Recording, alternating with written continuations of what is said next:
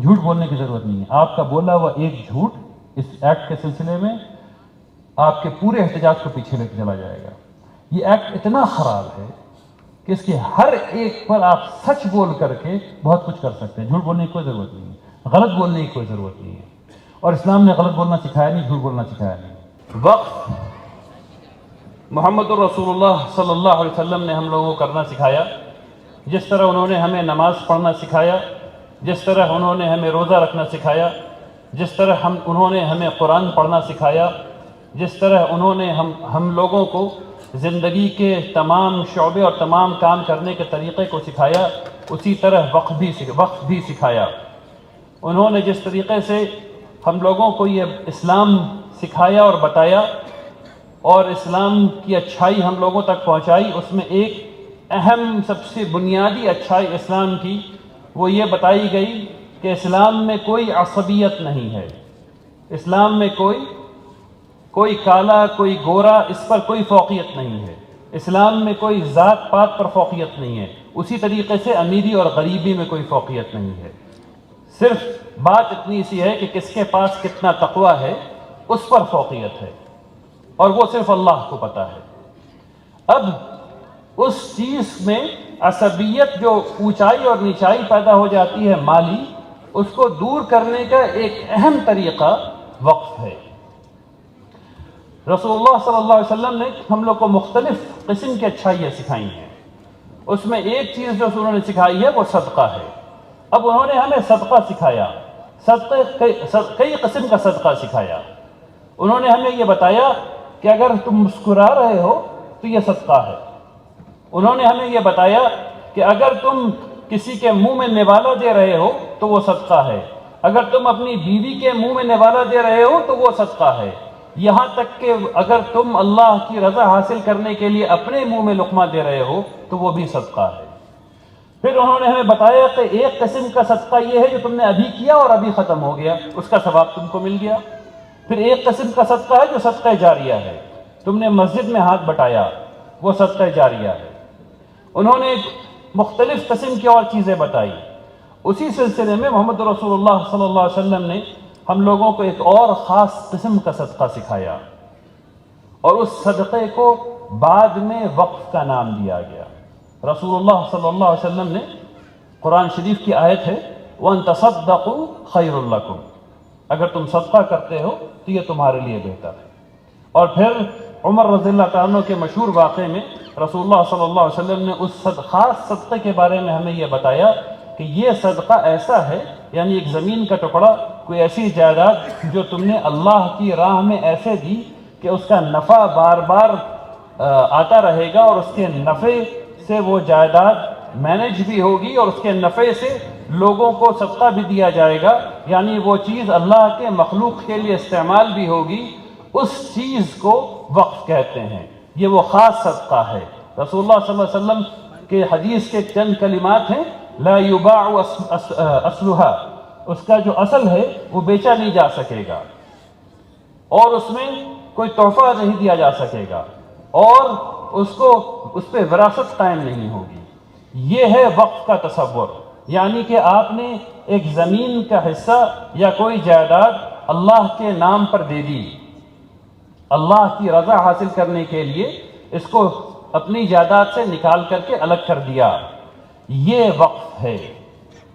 اب آپ جیسے آپ نے اس کو کیا, جیسے آپ نے اس کی نیت کی اور لوگوں کو بتایا کہ یہ یہاں سے یہاں تک کی زمین کا ٹکڑا جو ہے, اس میں یہ میں اللہ کی رضا کے لیے الگ کر رہا ہوں, اسے وقف کر رہا ہوں, وہ اس وقت سے وقف ہو گیا.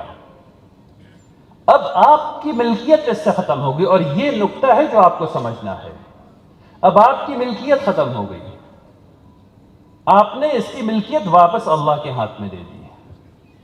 اب اللہ سبحانہ و تعالیٰ اس زمین کے مالک ہیں. یہ وہ بات ہے جو پارلیمنٹ نہیں سمجھ پا رہی. یہ ملکیت کا ٹرانسفر ہے. اب یہ چیز اللہ سبحانہ و تعالیٰ کے ہاتھ میں ہے. اور یہ صدقہ جاریہ ہے جو ہمیشہ, جس کا ثواب آپ کو ملتا رہنا ہے. آگے کے سلائیڈ میں آپ کو بتاؤں گا کہ اس سے کیا فائدہ ہوتا ہے, اس میں اور ایک عام صدقے میں کیا فرق ہے انشاءاللہ. اب صدقے میں، اچھا یہ میں آپ کو اس لیے بتا رہا ہوں کیونکہ یہ تمام تعریفات، یہ جو وقف ایکٹ آ رہا ہے یہ تمام تعریفات بدل رہا ہے۔ مثلا میں آپ سے کہوں کہ رکوع جو ہے، رکوع میں آپ جس طرح رسول اللہ صلی اللہ علیہ وسلم نے رکوع کرنے کا طریقہ بتایا ہے اس طرح آپ رکوع نہیں کر سکیں گے، تو کیا نماز ہو جائے گی؟ نہیں ہوگی، نہیں ہوگی۔ ٹھیک اسی طریقے سے یہ وقف ایکٹ ان تمام تعریفات کو بدل رہا ہے۔ اس وقف ایکٹ کے مطابق آپ جب کام کریں گے تو وہ مکمل نہیں ہو پائے گا۔ اس بات کو سمجھیے، وہ وقف کی تعریف کو بدل رہا ہے۔ واقف کی تعریف اسلام میں کیا ہے؟ واقف کو کیسا ہونا چاہیے؟ واقف وہ شخص ہے جو وقف کرتا ہے۔ واقف کو میچور ہونا چاہیے، یعنی اس کو وہ ثابت ہو کہ وہ اپنے فیصلے لے سکتا ہے، اس کو میچور ہونا چاہیے، اس کو صحیح الدماغ ہونا چاہیے، یعنی وہ پاگل واگل نہیں ہونا چاہیے، اس کا ایسٹ اس کا اپنا ہونا چاہیے، اور اس کی منشا کہ اللہ کے کسی مخلوق کو فائدہ پہنچانے کی ہونی چاہیے۔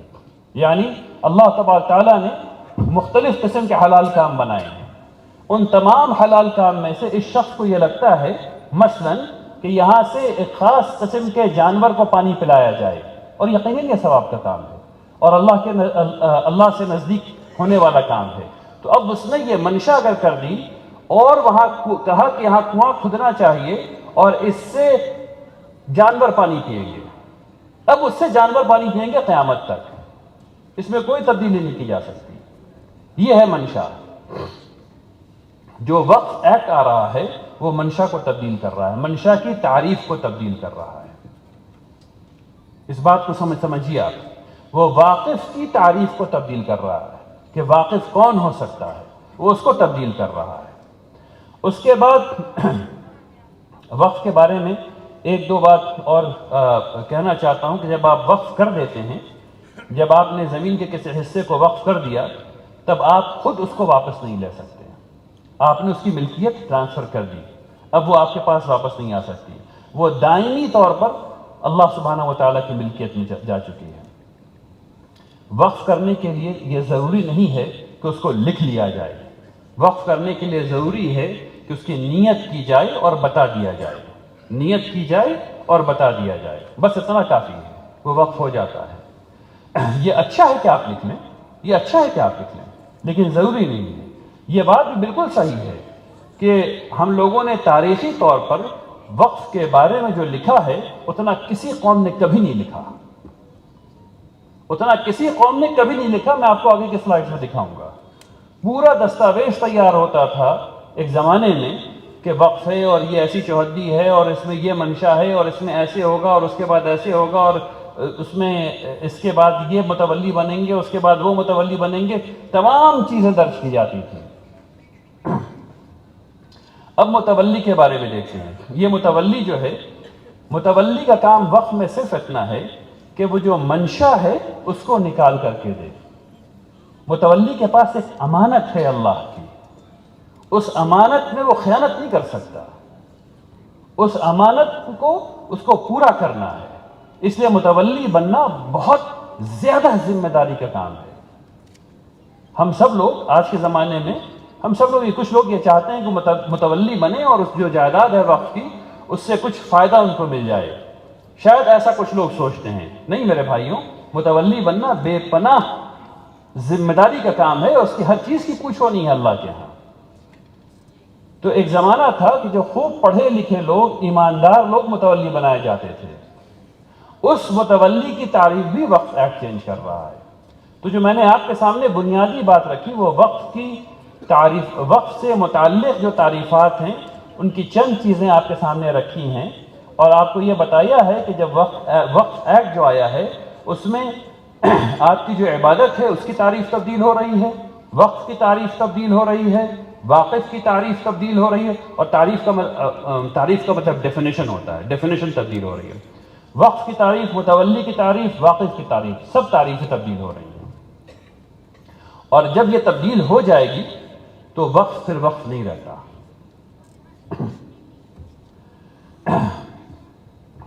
ایک بات یہ کہی گئی وقف، اور میں آپ کے سامنے وقف پر وقف کا جو گلوبل پرسپیکٹیو ہے، تاریخی پرسپیکٹیو ہے، وہ آپ کے سامنے رکھنا چاہتا ہوں۔ جب نفرت پھیلانے والے چینلز نے بات چیت کرنا شروع کی وقت کے بارے میں، تو پتہ نہیں کیا ہو گیا لوگوں کو، اتنا جھوٹ بولتے ہیں لوگ، اتنا جھوٹ بولتے ہیں کہ اللہ کی پناہ، ایسے جیسے کہ مرنا ہی نہیں کسی کو۔ اتنا جھوٹ پھیلایا گیا، اتنا جھوٹ پھیلایا گیا، یہ کہا گیا کہ صرف اس ملک میں وقف ہے، کسی اور ملک میں وقف نہیں ہے، اور یہ کہا گیا کہ سعودی عرب میں وقف نہیں ہے اور ترکی میں وقف نہیں ہے۔ منسٹری آف مائنورٹی افیئرز کے ویب سائٹ پر 14 صفحے کا ایک ڈاکیومنٹ موجود ہے، 14 صفحے کا۔ اس 14 صفحے کے ڈاکیومنٹ میں کسی کا سگنیچر نہیں ہے، لیکن letter head ministry of minority affairs کا ہے۔ اس میں یہ کہا گیا ہے کہ ترکی میں وقف نہیں ہے، اور وقف بورڈ جو ہے وہ مسلمان ملکوں میں نہیں ہے۔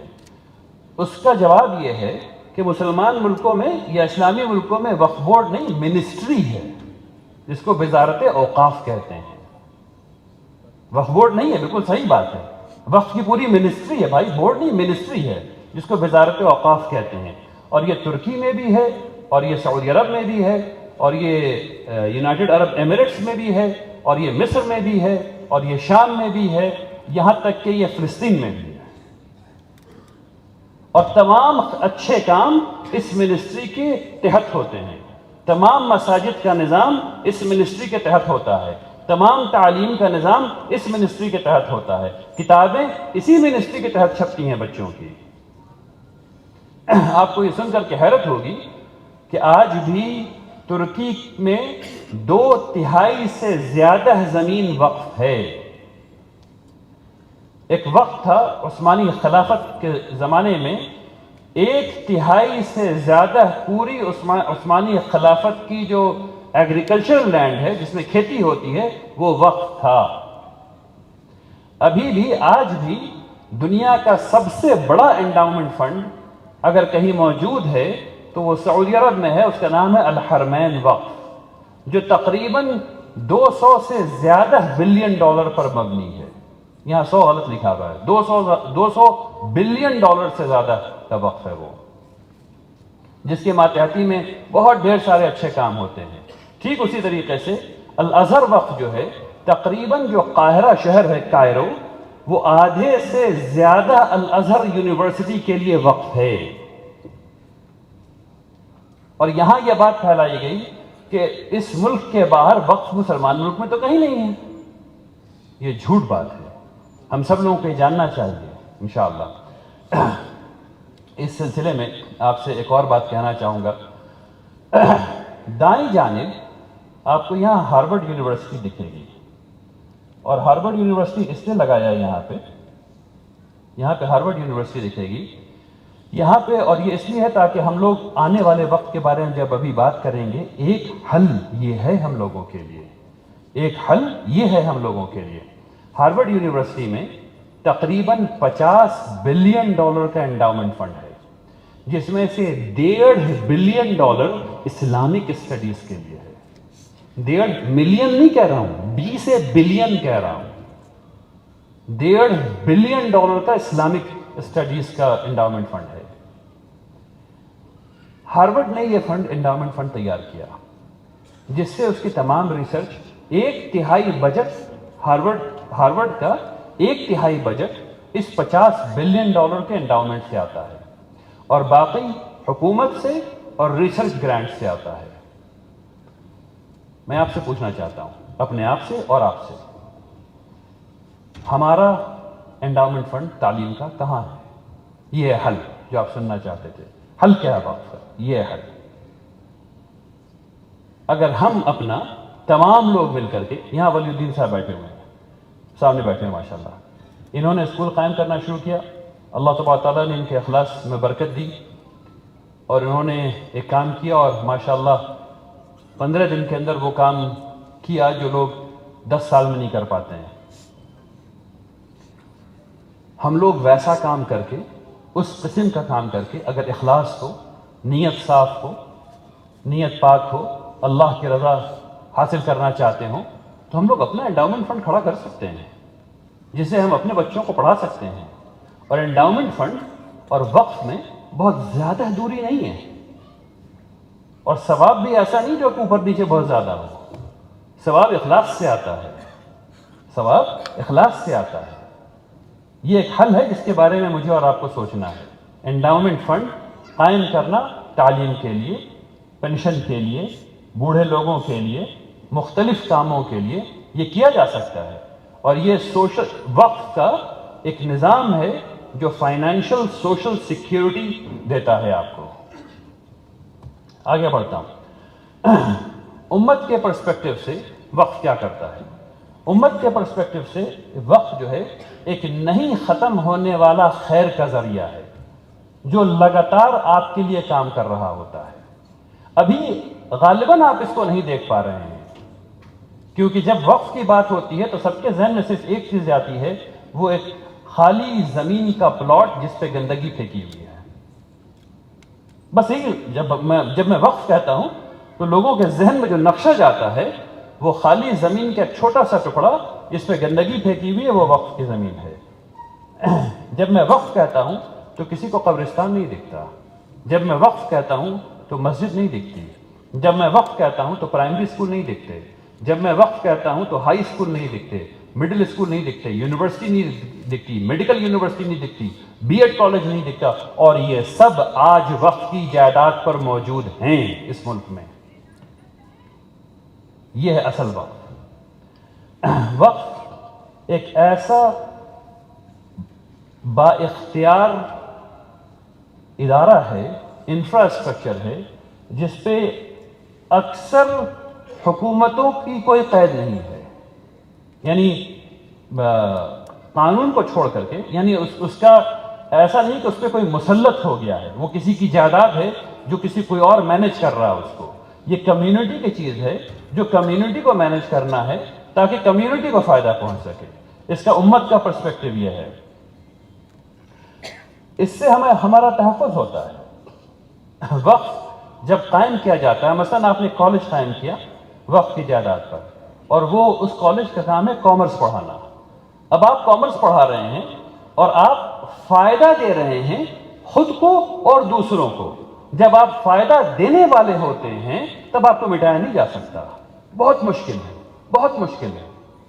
لیکن جب آپ فائدہ نہیں دے رہے ہوتے تب آپ کو مٹایا جا سکتا ہے، تب آپ کو مٹایا جا سکتا ہے. تو وقف آپ کی ثقافت کو بچانے کا ایک اہم ذریعہ ہے. وقف آپ کے دین کو بچانے کا ایک اہم ذریعہ ہے. اور اس میں تو سمجھانے کی بھی ضرورت نہیں ہے. ہم سب لوگوں کو مرنا اور مر کر کے قبر میں جانا ہے، اور وہ وقف کی جائیداد ہے جہاں ہم لوگ جانے والے ہیں. آگے میں آپ کو قبرستان کے بارے میں انشاءاللہ اور بات کروں گا. وقف ایک امت، ایک جماعت کے نقطہ نظر بھی بہت اہم کردار ادا کرتا ہے. پوری دنیا میں جب آپ وقف کہیں گے تمام مسلمان اس کو اسی طرح سمجھیں گے جس طرح آپ سمجھتے ہیں. کوئی اس کو دوسری طرح نہیں سمجھے گا.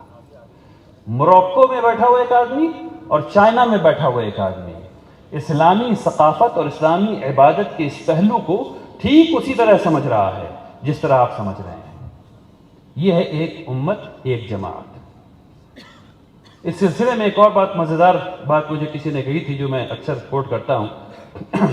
موروکو میں بیٹھا ہوا ایک مسلمان جب چھینکتا ہے تو کہتا ہے الحمدللہ. جکارتا میں ایک مسلمان جب چھینکتا ہے تو کہتا ہے الحمدللہ. اور جب چائنا میں بیٹھا مسلمان چھینکتا ہے تو کہتا ہے الحمدللہ.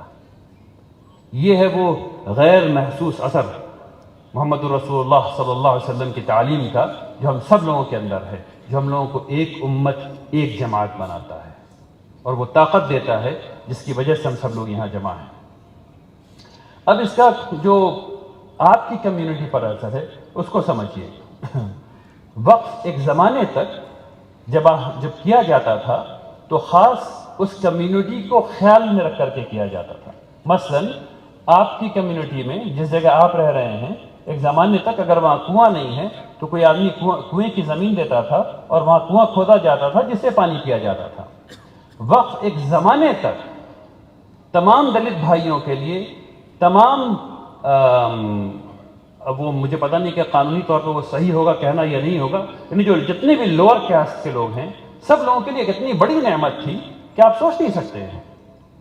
کیونکہ وہ وقف کے کنویں سے پانی پی سکتے تھے اور کسی کنویں سے پانی نہیں پی سکتے تھے. وہ جس کنویں سے آپ پانی پیتے تھے اس کنویں سے وہ پانی پیتے تھے. وقف کی اس نعمت کو سمجھیے, وقف کی اس نعمت کو سمجھیے.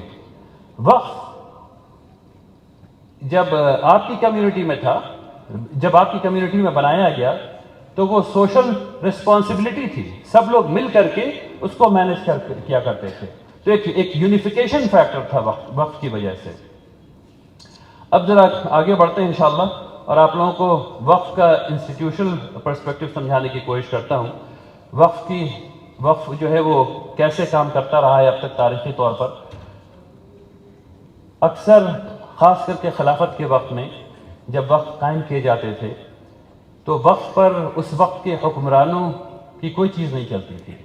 وقف قائم کیا گیا, اب وہ ایک مسجد بنی, مسجد کے ساتھ ایک مدرسہ بنے گا, اس کے ساتھ کھیت ہوگا, کھیت کی آمدنی آئے گی اور پھر اس کھیت کی آمدنی سے چیزیں چلیں گی.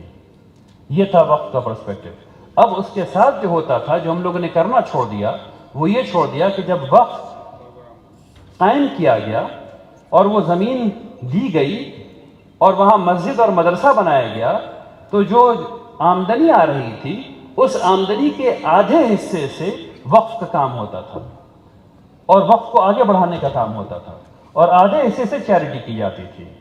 آج بھی وہ بئر روما جو حضرت عثمان رضی اللہ تعالیٰ عنہ نے وقف کیا تھا وہ آج بھی قائم ہے, اور آج بھی اگر مجھے صحیح یاد ہے تو $50 ملین اس سے آج آ رہا ہے, جس سے $25 ملین سے مدینہ والوں کی خدمت ہو رہی ہے اور $25 ملین سے اس وقف کا مینجمنٹ ہو رہا ہے اور اس وقف کو آگے بڑھانے کا کام ہو رہا ہے. یعنی وقف کے کام کو آگے بڑھایا جاتا ہے. یہ وہ چیز ہے جو ہم لوگوں نے چھوڑ دی کرنا. وقف کسی نے کر دیا ایک کٹھا مثلا, اب اس سے جو بھی آمدنی آ رہی ہے وہ سب ہم لوگ کھا گئے, یعنی کام میں لگا دی, جو جائز کام تھا, جو منشا تھا وہ لگا دیا. لیکن اس کو اگر صحیح طریقے سے کیا جائے تو اس ایک کٹھے کو 2 کٹھا بننا تھا اور 2 کٹھے کو 4 کٹھا بننا تھا اور اس کو بڑھتے جانا تھا, اور یہ فکر ہم لوگوں نے چھوڑ دی. لیکن ہمیشہ ایسا نہیں تھا, ایک وقت تھا اور آج بھی ہے. مثلا لندن میں ابھی لندن میں یہ وقف کا جو سسٹم وہاں چل رہا ہے آج وہ ایسے ہی چل رہا ہے. جو بھی پیسہ آتا ہے, جتنی بھی انکم وقف سے آتی ہے اس کے آدھے حصے سے وقف کا کام ہوتا ہے, جو منشا ہے وہ حاصل کی جاتی ہے, اور آدھے حصے سے اس وقف کو آگے بڑھایا جاتا ہے. اور لوگ اسی منشا کر کے, اور لوگ جو ہیں وہ ایسی ہی منشا کر کے وقف کر رہے ہیں تاکہ وہ بات بالکل صحیح ہو سکے اور وقف آگے بڑھ سکے. کیوں؟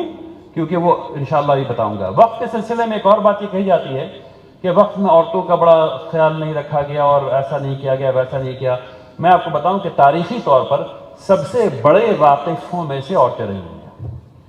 گیا میں ایک زمین کے بارے میں مجھے بتایا گیا, کئی 100 ایکڑ زمین, وہ ہماری 300 سال پہلے ہماری ایک والدہ نے کی تھی.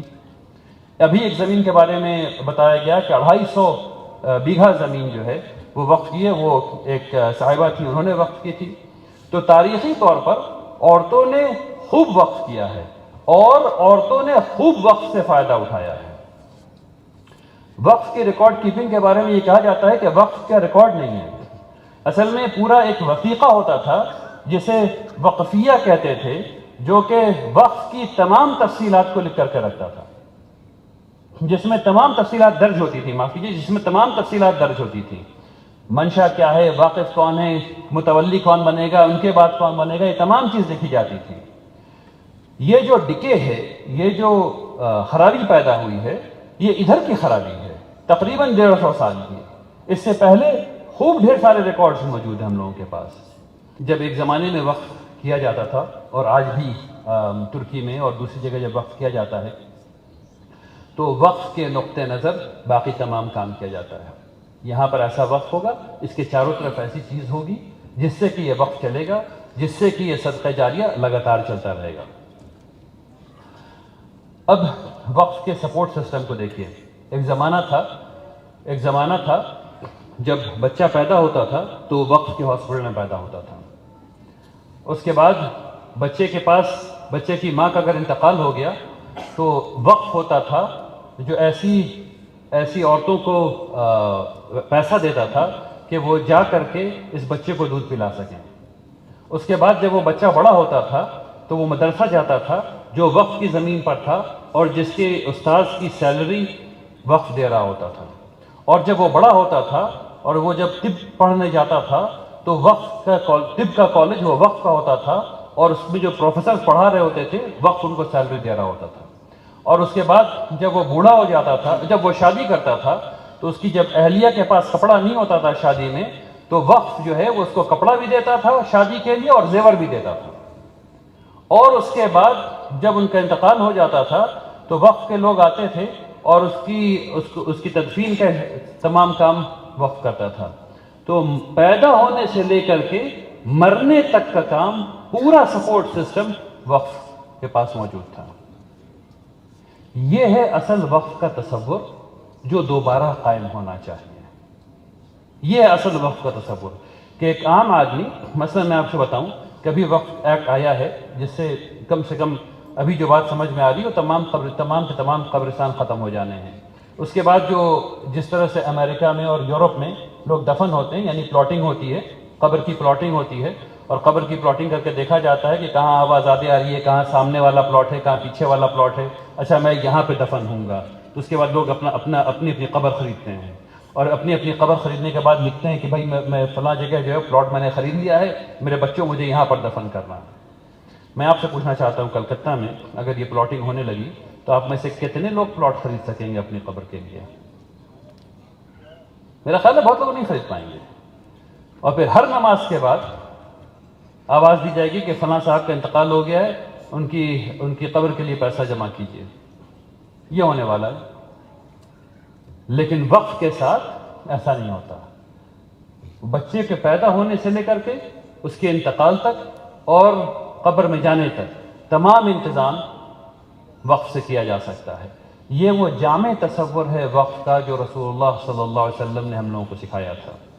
ہم لوگوں کو واپس اس تصور کو اپنی زندگی میں لانا ہوگا تاکہ ایک جو مالی سوشل جسٹس کا نظام ہے واپس وہ قائم کیا جا سکے انشاءاللہ.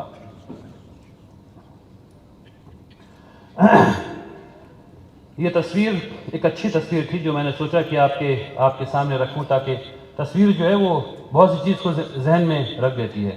وہ بچہ پیدا ہوا ہے، بچہ اسکول گیا ہے، اسے مدرسہ جانا ہے، اسے مسجد جانا ہے، اس کا انتقال ہونا ہے اور اس کی شادی بھی ہونی ہے اور یہ تمام چیزیں وقف سے کی جا سکتی ہیں. میں یہ آپ کے سامنے وقف ایکٹ میں جو تبدیلی ہوئی ہے اس کے بجائے یہ گفتگو اس لیے کر رہا ہوں ابھی تاکہ ہم لوگ جو بار بار یہ کہہ رہے ہیں کہ وقف اچھی چیز ہے، وقف اچھی چیز ہے، اس کو دیکھ کر کے، اس کو سن کر کے، اس کو سمجھ کر کے آپ لوگ یہ بات دوسروں تک پہنچا سکیں کہ وقف کا ایک جامع تصور ہے. اگر اس پہ ہم لوگ عمل کریں گے تو یہ کام کیا جا سکتا ہے انشاءاللہ. اب آج کے ایک ماڈرن کانٹیکسٹ میں ہم لوگ وقف کو دیکھتے ہیں کہ آج وقف کیا ہے، کیسا ہے. ہم لوگوں کو یہ سمجھایا گیا ہے کہ وقف مدرسہ ہے اور مسجد ہے، بس اس کے علاوہ کچھ نہیں ہے. میں آپ کو بتانا چاہتا ہوں کہ آج ہمارے کنڈر گارڈن اسکول بنگالی زبان کے وقف کی زمین پر ہیں، مراٹھی زبان کے وقف کی زمین پر ہیں، کنڑ زبان کے وقف کی جائیداد پر موجود ہیں. اسی طرح پرائمری اسکول، اسی طرح مڈل اسکول، اسی طرح ہائی اسکول. اس ملک کی تمام زبان میں مختلف اسکول، چاہے وہ مدرسے کے نظام کے تحت چل رہے ہوں، چاہے وہ اسکول کے نظام کے تحت چل رہے ہوں، چاہے وہ ICSE کے نظام کے تحت چل رہے ہوں، چاہے وہ CBSE کے نظام کے تحت چل رہے ہوں، چاہے وہ کسی بھی اسٹیٹ کے نظام کے تحت چل رہے ہوں، وہ لازمی طور پر وقف کی جائیداد پر آپ کو ملیں گے. کشمیر سے لے کے کنیا کماری تک، گجرات سے لے کر کے آسام تک، اس میں کہیں کوئی جھوٹ نہیں ہے. ٹھیک اسی طریقے سے لائبریری آپ کو ملے گی وقف کی زمین پر. آپ کو BEd کالجز ملیں گے، آپ کو سائنس کالجز ملیں گے، آپ کو آرٹس کالجز ملیں گے، کامرس کالجز ملیں گے، مینجمنٹ کالجز ملیں گے. پوری یونیورسٹی آپ کو وقف کی جائیداد پر ملے گی. اور یہ سب خطرے میں ہیں، سب کے سب 100% خطرے میں ہیں. آپ کو کلینکس، ہاسپٹلز، یتیم خانے، یہ تمام چیزیں آپ کو وقف کی جائیداد پر ملیں گے. تب یہ بات سوچنے کی ہے کہ وقف کی جائیداد پر اگر یہ تمام چیزیں ہیں تو اس کا بینیفیشری کون ہے، اس سے فائدہ کون اٹھا رہا ہے. بی ایڈ کالج کے بارے میں کبھی آپ نے دیکھا اپلٹ کر کے بی ایڈ کالج میں کون لوگ پڑھ رہے ہیں؟ کیا 100%؟ کیا وقت میں جو بی ایڈ کالج چل رہے ہیں اس میں 100% مسلمان پڑھ رہے ہیں؟ میں آپ کو بتانا چاہتا ہوں کہ بی ایڈ کالج کی یہ حالت ہے کم از کم بہار میں کہ 85 سے 98% تک، کم سے کم 85 اور زیادہ سے زیادہ 98% غیر مسلم پڑھ رہے ہیں اس میں۔ تو یہ جو ختم ہونا ہے، اور یہ بات آپ کو سمجھنے کی ہے، یہ کالج جو ختم ہونا ہے تو اس کا نقصان زمین کا تو مسلمان کو ہونا ہے، سروس کا غیر مسلموں کو ہونا ہے۔ یہ وہ بات ہے، یہ وہ تکلیف ہے جو پہنچنی ہے غیر مسلموں کو، اور یہ وہ چیز ہے جو آپ غیر مسلموں کو بتا سکتے ہیں۔ یہ جو میڈیکل کالج چل رہا ہے وقف کی زمین پر، اس میں 100% مسلمان بچے پڑھ رہے ہیں؟ یقیناً نہیں۔ اس میں تقریباً 85% بچے جو ہیں وہ غیر مسلم ہیں۔ اگر یہ ختم ہو جانا ہے تو نقصان کس کو پہنچنا ہے؟ غیر مسلموں کو پہنچنا ہے۔ سروس کا نقصان کس کو پہنچنا ہے؟ غیر مسلموں کو پہنچنا ہے۔ زمین کا نقصان کس کو پہنچنا ہے؟ مسلمان کمیونٹی کو پہنچنا ہے۔ تو اب یہ طے کرنا ہے کہ ڈاکٹر بننا ہے کہ نہیں بننا ہے۔ ٹھیک اسی طریقے سے ہر قسم کے کالج کو لے لیجئے، سب کے یہی حالت ہے۔ ارے بھائی، مسلمان جو ہیں وہ 15% کے آس پاس ہیں، کہ کسی اسٹیٹ میں زیادہ کسی اسٹیٹ میں کم، یہی ہے نا؟ تو اسی حساب سے ایڈمیشن ہوگا نا، اسی حساب سے بچے پڑھتے ہیں۔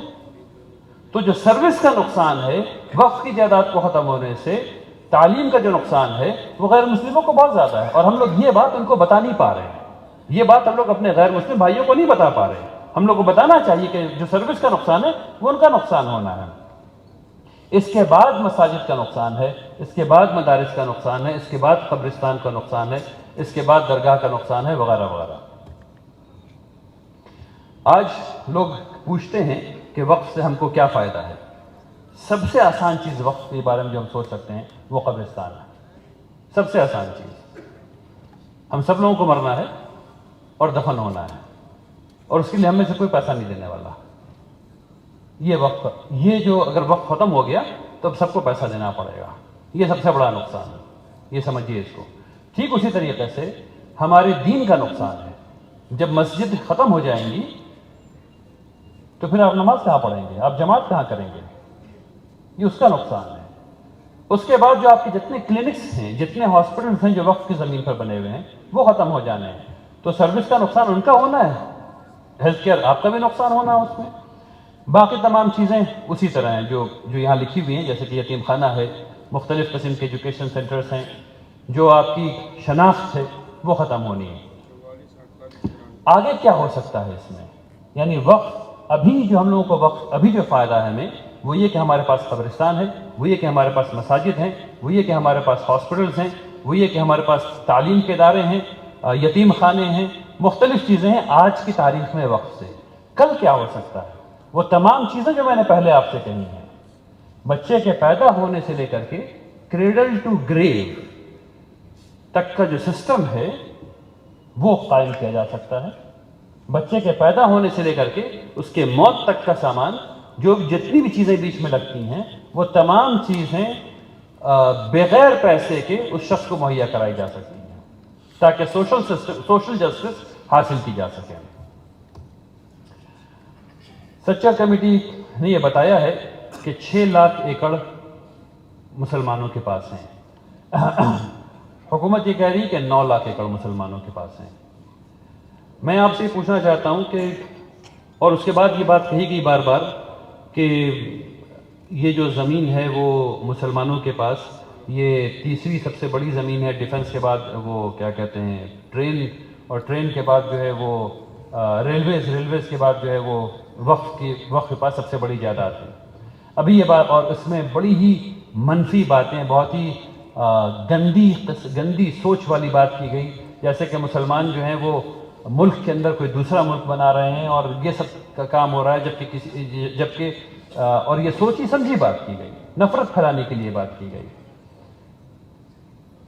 اب یہ بات سمجھ میں آئی ہے کہ صرف 3 اسٹیٹ میں ہندو ٹیمپل بورڈ کے پاس 40 لاکھ ایکڑ سے زیادہ زمین ہے، لیکن الحمدللہ کسی مسلمان نے نہیں کہا، کسی مسلمان کی عقل اتنی خراب نہیں ہے کہ وہ کہے کہ وہ غیر مسلم حضرات جو ہیں وہ اسٹیٹ کے اندر ایک اسٹیٹ بنا رہے ہیں، اور وہ اپنی فوج کھڑی کر رہے ہیں، اور وہ یہ کر رہے ہیں، اور وہ کر رہے ہیں۔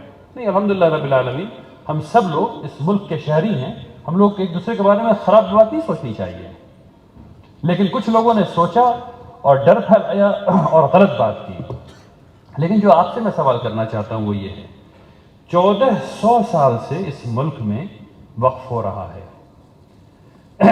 سب سے پہلی مسجد رسول اللہ صلی اللہ علیہ وسلم کی زندگی میں اس ملک میں بن چکی تھی، ان کی زندگی میں۔ تو 1400 سال سے ہم لوگ وقف کر رہے ہیں اور ہم لوگ پہنچے ہیں 9 لاکھ ایکڑ پہ ہیں۔ اور جو لوگ ثواب کی نیت سے، اور یہ ہماری عبادت ہے، اور یہ ہماری عبادت ہے، ہم لوگ اس پہ عبادت کے نقطہ نظر، صدقہ جاریہ کے نقطہ نظر کرتے ہیں۔ اور تقریباً ہر آدمی جس کے پاس کچھ زمین ہے اور اس کو ذرا بھی وہ ویل آف ہے تو وہ کچھ نہ کچھ صدقہ جاریہ زمین کا کر کے ہی جاتا ہے۔ تو ہمارے پاس 9 لاکھ ایکڑ ہیں اور ہندو ٹیمپل بورڈ میں 40 لاکھ ایکڑ ہیں۔ تو کیا ہمارے پاس صرف 9 لاکھ ایکڑ ہیں؟ یہ نمبر کہاں سے آ رہا ہے اس کو سمجھیے۔ یہ نمبر آ رہا ہے رجسٹریشن سے۔ بہار میں 44,000 گاؤں ہیں۔ تھوڑی دیر کے لیے مان لیا جائے کہ اس میں 20,000 گاؤں میں ایک مسلمان بھی نہیں رہتا ہے۔ اس کا مطلب یہ کہ وہاں ایک بھی قبرستان نہیں ہے، ایک بھی مسجد نہیں، ایک بھی مدرسہ نہیں۔ غیر یقینی بات ہے لیکن مان لیجیے، باقی بچ گئے 20,000۔ 20,000 گاؤں میں کم سے کم ایک قبرستان ہے، ایک مسجد ہے، ایک چھوٹا مدرسہ ہے۔ 20,000۔ پٹنہ میں، صرف پٹنہ میں، پراپر پٹنہ میں 400 کچھ قبرستان ہیں جو رجسٹرڈ ہیں۔ معاف کیجیے، وہ ان کی چوہدی پتہ ہے اور اس پہ حکومت جو ہے وہ حکومت نے اس کو مان رکھا ہے کہ قبرستان ہے اور اس کی وہ باؤنڈری کرانے کی بات چل رہی ہے۔ 400 کچھ ہیں۔ 1864 میں سب سے پہلی دفعہ وقف کا قانون بنا ہے اور 2024 تک کتنی قبرستان ہم لوگ رجسٹر کرا پائے اتنی محنت کرنے کے بعد؟ 862۔ 862۔ وہ 862 ملا کر کے بنا ہے 9 لاکھ ایکڑ۔ تو حقیقتاً اس نمبر سے 10 گنا نمبر ہونا چاہیے وقف کی جائیداد کا۔ حقیقتاً اس نمبر سے 10 گنا نمبر ہونا چاہیے اور یہ کوئی نہیں دیکھ رہا، اور یہ کوئی نہیں دیکھ رہا نہ کوئی اس کے بارے میں بات کر رہا ہے۔ یہ نمبر جو آیا ہے یہ نمبر تو وقف بورڈ کا نمبر ہے۔ وقف بورڈ نے بتایا ہے کہ 862 قبرستان رجسٹرڈ ہیں۔ ارے بھائی 20,000 جو اور ہیں، کم سے کم 20,000 جو اور ہیں، ان کا رجسٹریشن نمبر کہاں گیا؟ وہ کیوں نہیں جوڑا گیا اس میں؟ تو ہوا کھیل جو ہو رہا ہے وہ یہ ہو رہا ہے کہ 9 لاکھ دکھا کر کے کہ وہ اتنی بڑی جائیداد ہے، اس کے 10 گنا زمین ختم ہو جائے گی، کسی کو پتہ نہیں چلے گا۔ بات سب کے سمجھ میں آ رہی ہے؟ نہیں سمجھ میں آ رہی ہے؟ یا دوبارہ کھڑے ہونا ہے؟ سب کی سمجھ میں آ رہی ہے نا انشاءاللہ؟ ٹھیک ہے، الحمدللہ رب العالمین۔ اس کو سمجھنے کی ضرورت ہے ذرا۔ ایک صاحب ہے، ان کا نام ہے الیگزینڈر سولیگزن، یا اس کا نطق جو ہے مجھے پتہ نہیں ہے، رشن نام ہے۔ 1970 کی دہائی میں ان کو نوبل پرائز ملا ہے کتاب لکھنے کے لیے۔ رشا میں جو تبدیلیاں ہوئیں اس پر انہوں نے کتاب لکھی تھی۔ اس میں ان کا ایک کوٹ ہے جو ان کے نام سے منسوب کیا جاتا ہے۔ وہ کہتے ہیں کہ اگر ایک قوم کو ختم کرنا ہو تو سب سے پہلے اس کی جڑوں کو کاٹنا پڑتا ہے۔ اگر ایک قوم کو ختم کرنا ہو تو سب سے پہلے اس کی جڑوں کو کاٹنا پڑتا ہے۔ NCERT کتاب سے آپ کا تمام ریفرنس ختم کیا جا چکا ہے۔ اس میں کسی کو شک ہے کوئی؟ NCERT کتاب کس نے نہیں دیکھی آخری دفعہ؟ کس نے نہیں دیکھی ہے؟ سب نے دیکھی ہے NCERT کتاب؟ اس میں پورا جو دور ہے وہ ختم ہو گیا۔ UPSC کے امتحان میں جو بات بچی ہوئی ہے وہ صرف خلجی صاحب کی بات بچی ہوئی ہے، فقط ایگریکلچرل ریفارم۔ خلجی صاحب کا جو ایگریکلچرل ریفارم ہے صرف وہ بچا ہوا، باقی کوئی بات نہیں ہے۔ آپ کی تاریخ کہیں نہیں ہے۔ جڑ جو ہے وہ کٹ چکی ہے۔ اب جو جڑ بچی ہوئی ہے وہ ہے وقف۔ یہ وقف تاریخ ہے آپ کی، یہ آپ کے خیر کی تاریخ ہے جو بتاتی ہے کہ اس ملک میں جب پانی نہیں مل رہا تھا دلت کو تو وہ اس کنویں سے پانی پیتا تھا جو مسلمان کا تھا۔ وہ تاریخ ختم کی جا رہی ہے۔ اصل بات زمینوں کی بھی نہیں ہے، زمینوں کا بھی نہیں ہے، وہ تاریخ کا ہے۔ جب تاریخ ختم کر دی جاتی ہے تب آپ کا تشخص بھی ختم ہو جاتا ہے، تب آپ کی جو شیئرڈ ویلیوز ہیں، یعنی جب آپ نے سیدنا یوسف کا میں نے نام لیا علیہ السلام، تو اکثر آدمی کے ذہن میں جو کہانی، جو واقعہ گزرا، وہ قرآن میں موجود ہے. یہ ہے شیئرڈ ویلیو، یہ ہے شیئرڈ ویلیو. یہ تاریخ میں ختم ہو گیا. مثلا ہم سب لوگوں کے ذہن میں جب ایک سپہ سالار کا نام آتا ہے اب، تو وہ نام اسامہ بن زید رضی اللہ تعالیٰ عنہ کو تو نہیں ہوتا. ہوتا ہے کیا؟ ان سے زیادہ جری اور شجاع کون ہے؟ ابو عبیدہ بن جراح رضی اللہ تعالیٰ کا نام تو نہیں آ رہا. بہت کبھی کبھی نام آ گیا تو خالد بن ولید رضی اللہ تعالیٰ کا نام آ گیا. لیکن جس نے شام فتح کیا، جس نے فلسطین فتح کیا، اس کا نام تو نہیں آ رہا. ٹھیک ہے نا؟ یہ شیئرڈ ویلیو ہے، یہ تاریخ ہے جو مٹائی جا رہی ہے تاکہ آپ فخر نہ کر سکیں اپنی تاریخ پر کہ ہم کون ہیں. یہ وقت کے ساتھ یہ بھی ختم ہو رہا ہے. اس بات کو سمجھیے.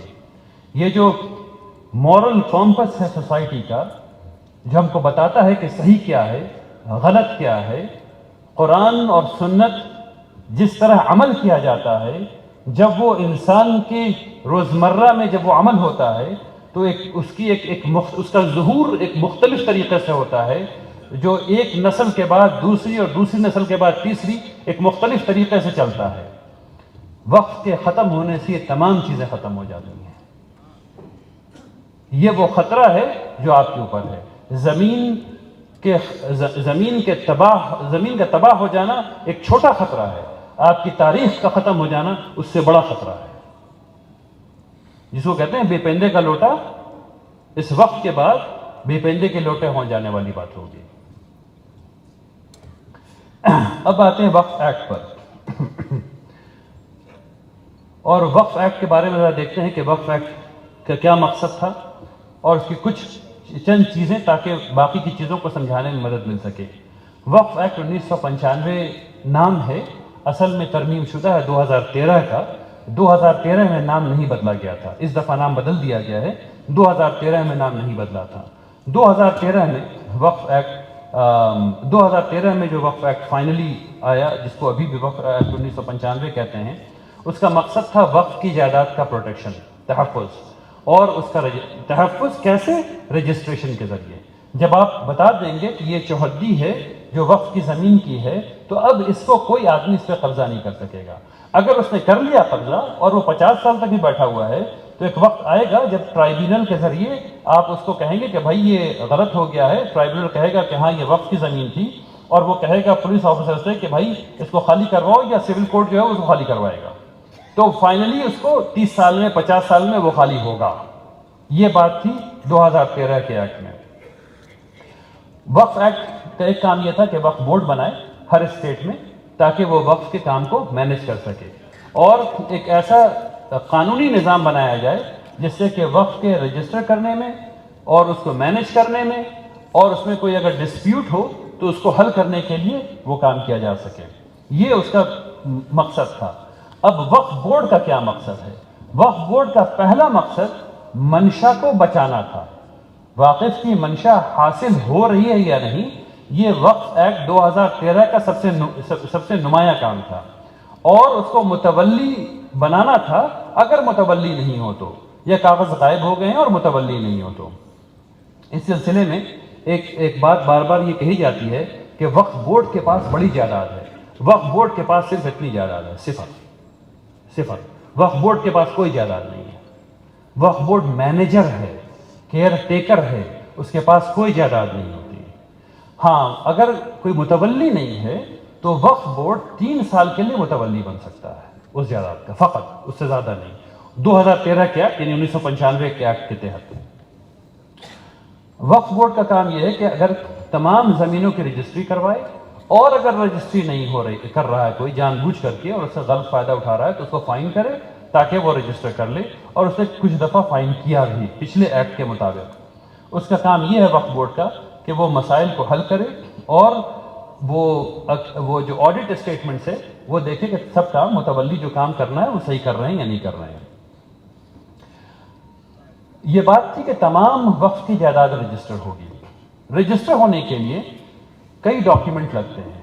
یہ ڈاکیومنٹ آپ کے سامنے لکھ دیا ہے. اس کی اگلی سلائیڈ میں آپ کو مزید بات بتاؤں گا.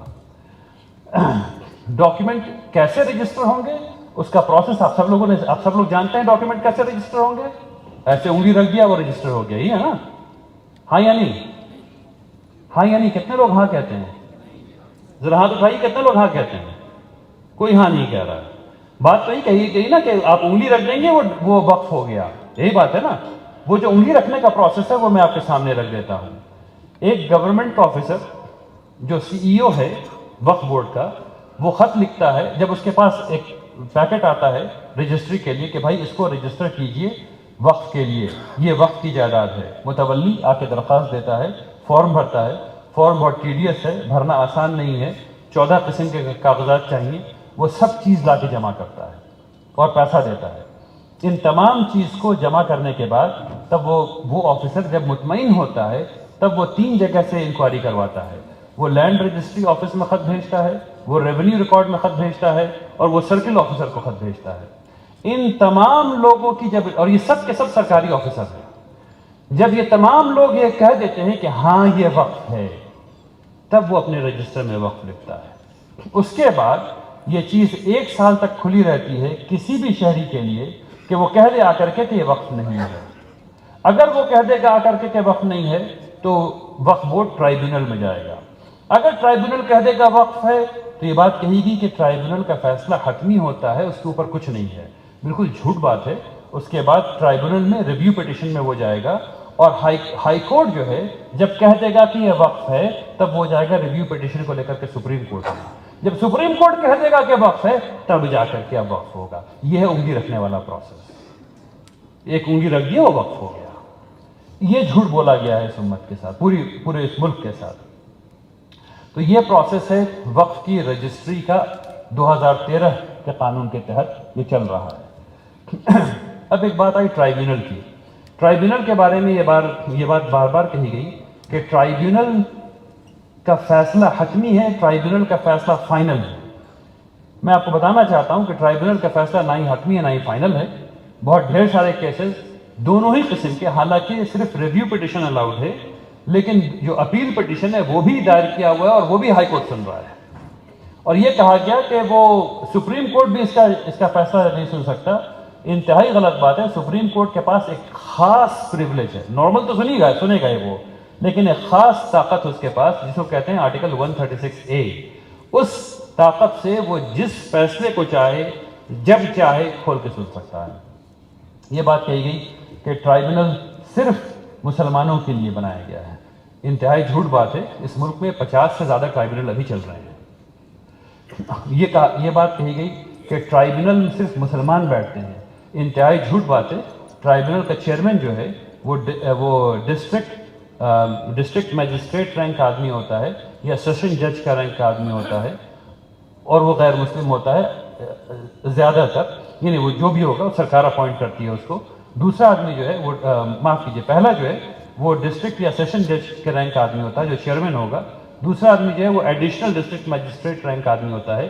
اور تیسرا جو ہے وہ ایک مسلمان جو وقف کا ماہر ہوتا ہے وہ ہوتا ہے. اس میں یہ کہہ دینا کہ ٹرائیبیونل میں صرف مسلمان ہوتے ہیں انتہائی جھوٹ بات ہے. یہ ٹرائیبیونل وغیرہ کے بارے میں کیوں بات کر رہا ہوں؟ کیونکہ ابھی جو تبدیلیاں ہیں وہ آپ کے سامنے رکھنی ہیں.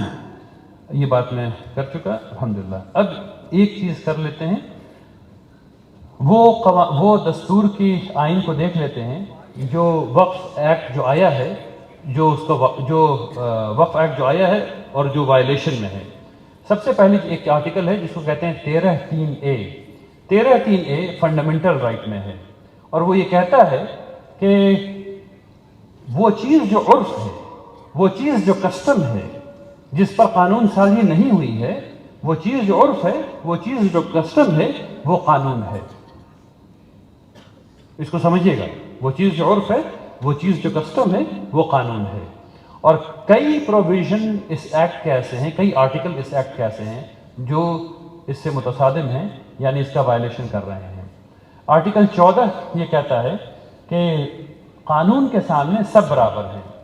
اس ایکٹ میں کئی ایسی چیز ہیں جو کہ صرف خاص کر کے مسلمانوں کے لیے رکھی گئی ہیں، جو اور کسی کمیونٹی پر نہیں لگائی گئی ہیں. جو اور کسی انڈاؤمنٹ ایکٹ پر نہیں لگائی گئی ہیں، جو اور کسی چیریٹیبل ایکٹ پر نہیں لگائی گئی ہیں. اس کی تفصیلات تھوڑی بہت آگے آ رہی ہیں انشاءاللہ. آرٹیکل 25 ہے. آرٹیکل 25 آپ کو مذہب کی آزادی دیتا ہے. اس ایکٹ میں کئی چیزیں ایسی ہیں جو اس کے خلاف ہے. آرٹیکل 26 سے کہتا ہے کہ آپ مسلمان ہیں، آپ کی عبادت آپ جانتے ہیں، سپریم کورٹ نہیں جانتا. آپ ہندو ہیں، آپ کی عبادت آپ جانتے ہیں، سپریم کورٹ نہیں جانتا. اصل اس کا مفہوم یہ ہے. اور آپ کو پتا ہے کہ کیسے کرنا ہے، آپ کو پتا ہے کہ بھجن کیسے کرنا ہے، آپ کو پتا ہے کیرتن کیسے کرنا ہے. سپریم کورٹ نہیں بتائے گا آپ کو بھی کیسے کرنا ہے. اور اس ایکٹ میں کئی ایسی چیزیں ہیں جو ہم کو بتا رہے ہیں کہ تم کو ایسے عبادت کرنی ہے، یعنی کہ وہ وائلیشن میں ہے. اسی طریقے سے کئی اور آرٹیکلس ہیں کانسٹیٹیوشن کے، مثلا 300A جو کہتا ہے کہ زمین خریدنا بیچنا آپ کا قانونی اختیار ہے.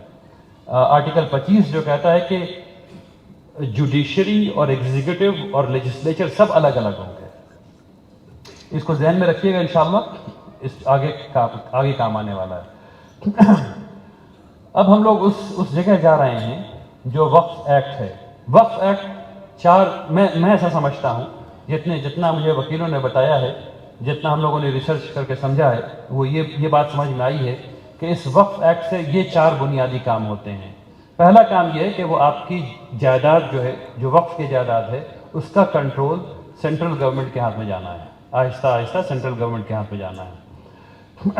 یہ آپ کو آپ کے وقف کی جائیداد سے محروم کرنے کے لیے لایا جا رہا ہے. یہ آپ کو آپ کے وقف کرنے کے حق کو محدود کرنے کے لیے لایا جا رہا ہے.